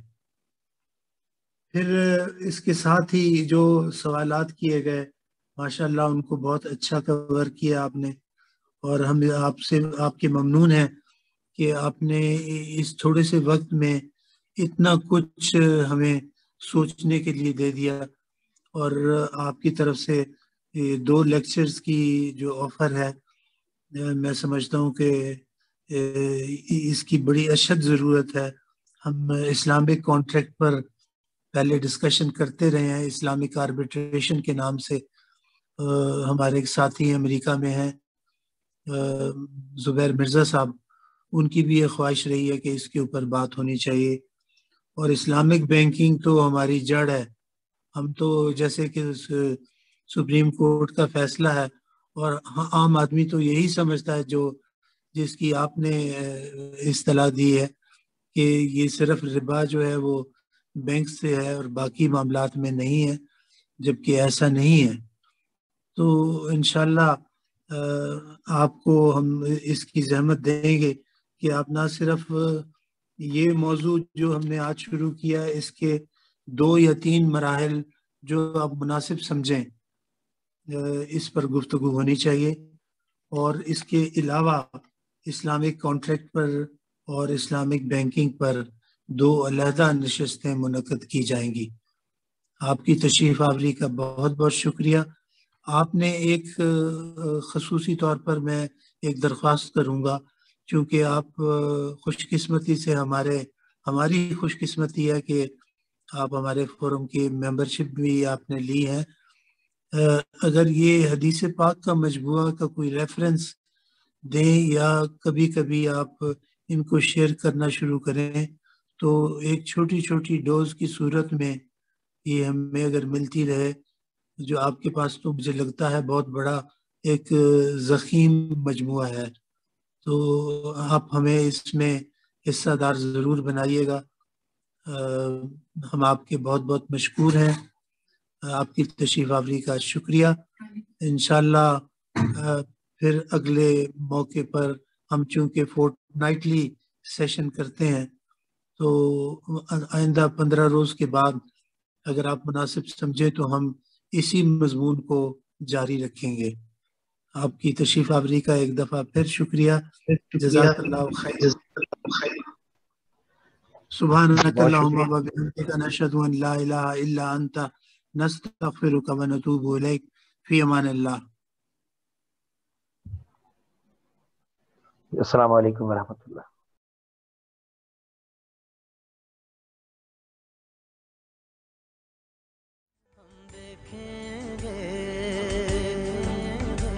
ہم دیکھیں گے، لازم ہے کہ ہم بھی دیکھیں گے، ہم دیکھیں گے، ہم دیکھیں گے، لازم ہے کہ ہم بھی دیکھیں گے، ہم دیکھیں گے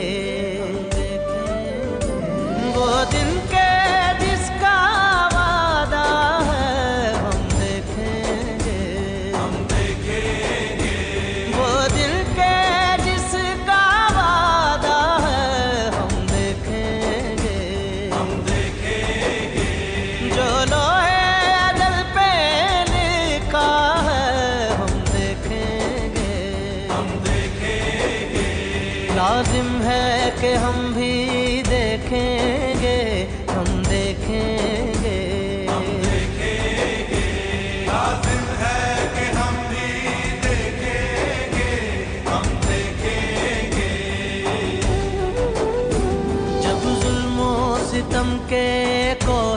गरां, जब जुल्मों सितम के कोहे गरां,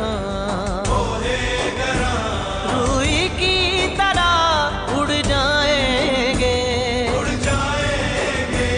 हम महकूमों के पांव तले, हम महकूमों के पांव तले। ये धरती धड़ धड़ धड़केगी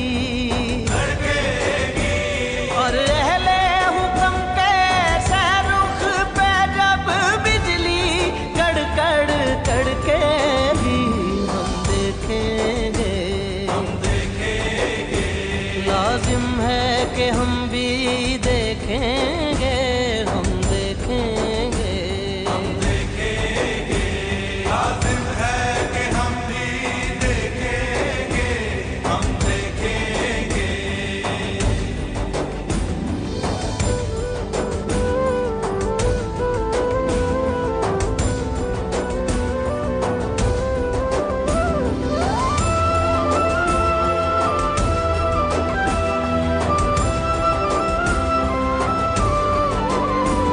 जब अर्ज़े खुदा के काबे से, जब अर्ज़े खुदा के काबे से सब बुत उठवाए जाएंगे, हम रहले सफा मरदूदे हरम,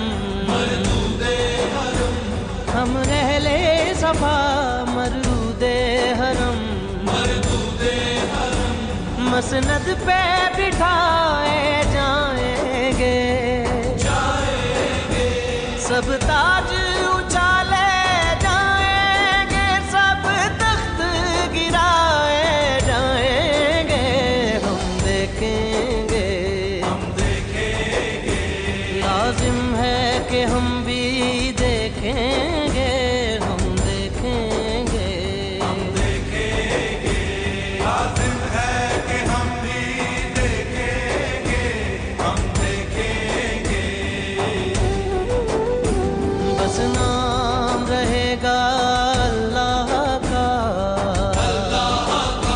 बस नाम रहेगा अल्लाह का, जो गायब भी है हाजिर भी, जो मंजर भी है नाज़र भी, जो मंजर भी है नाज़र भी, उठेगा अनल हक का नारा, जो मैं भी हूँ और तुम भी हो, और राज करेगी खल्के खुदा, जो मैं भी हूँ और तुम भी हो, हम देखेंगे लाजिम है कि हम भी देखेंगे, हम देखेंगे लाजिम है कि हम भी देखेंगे, हम देखेंगे।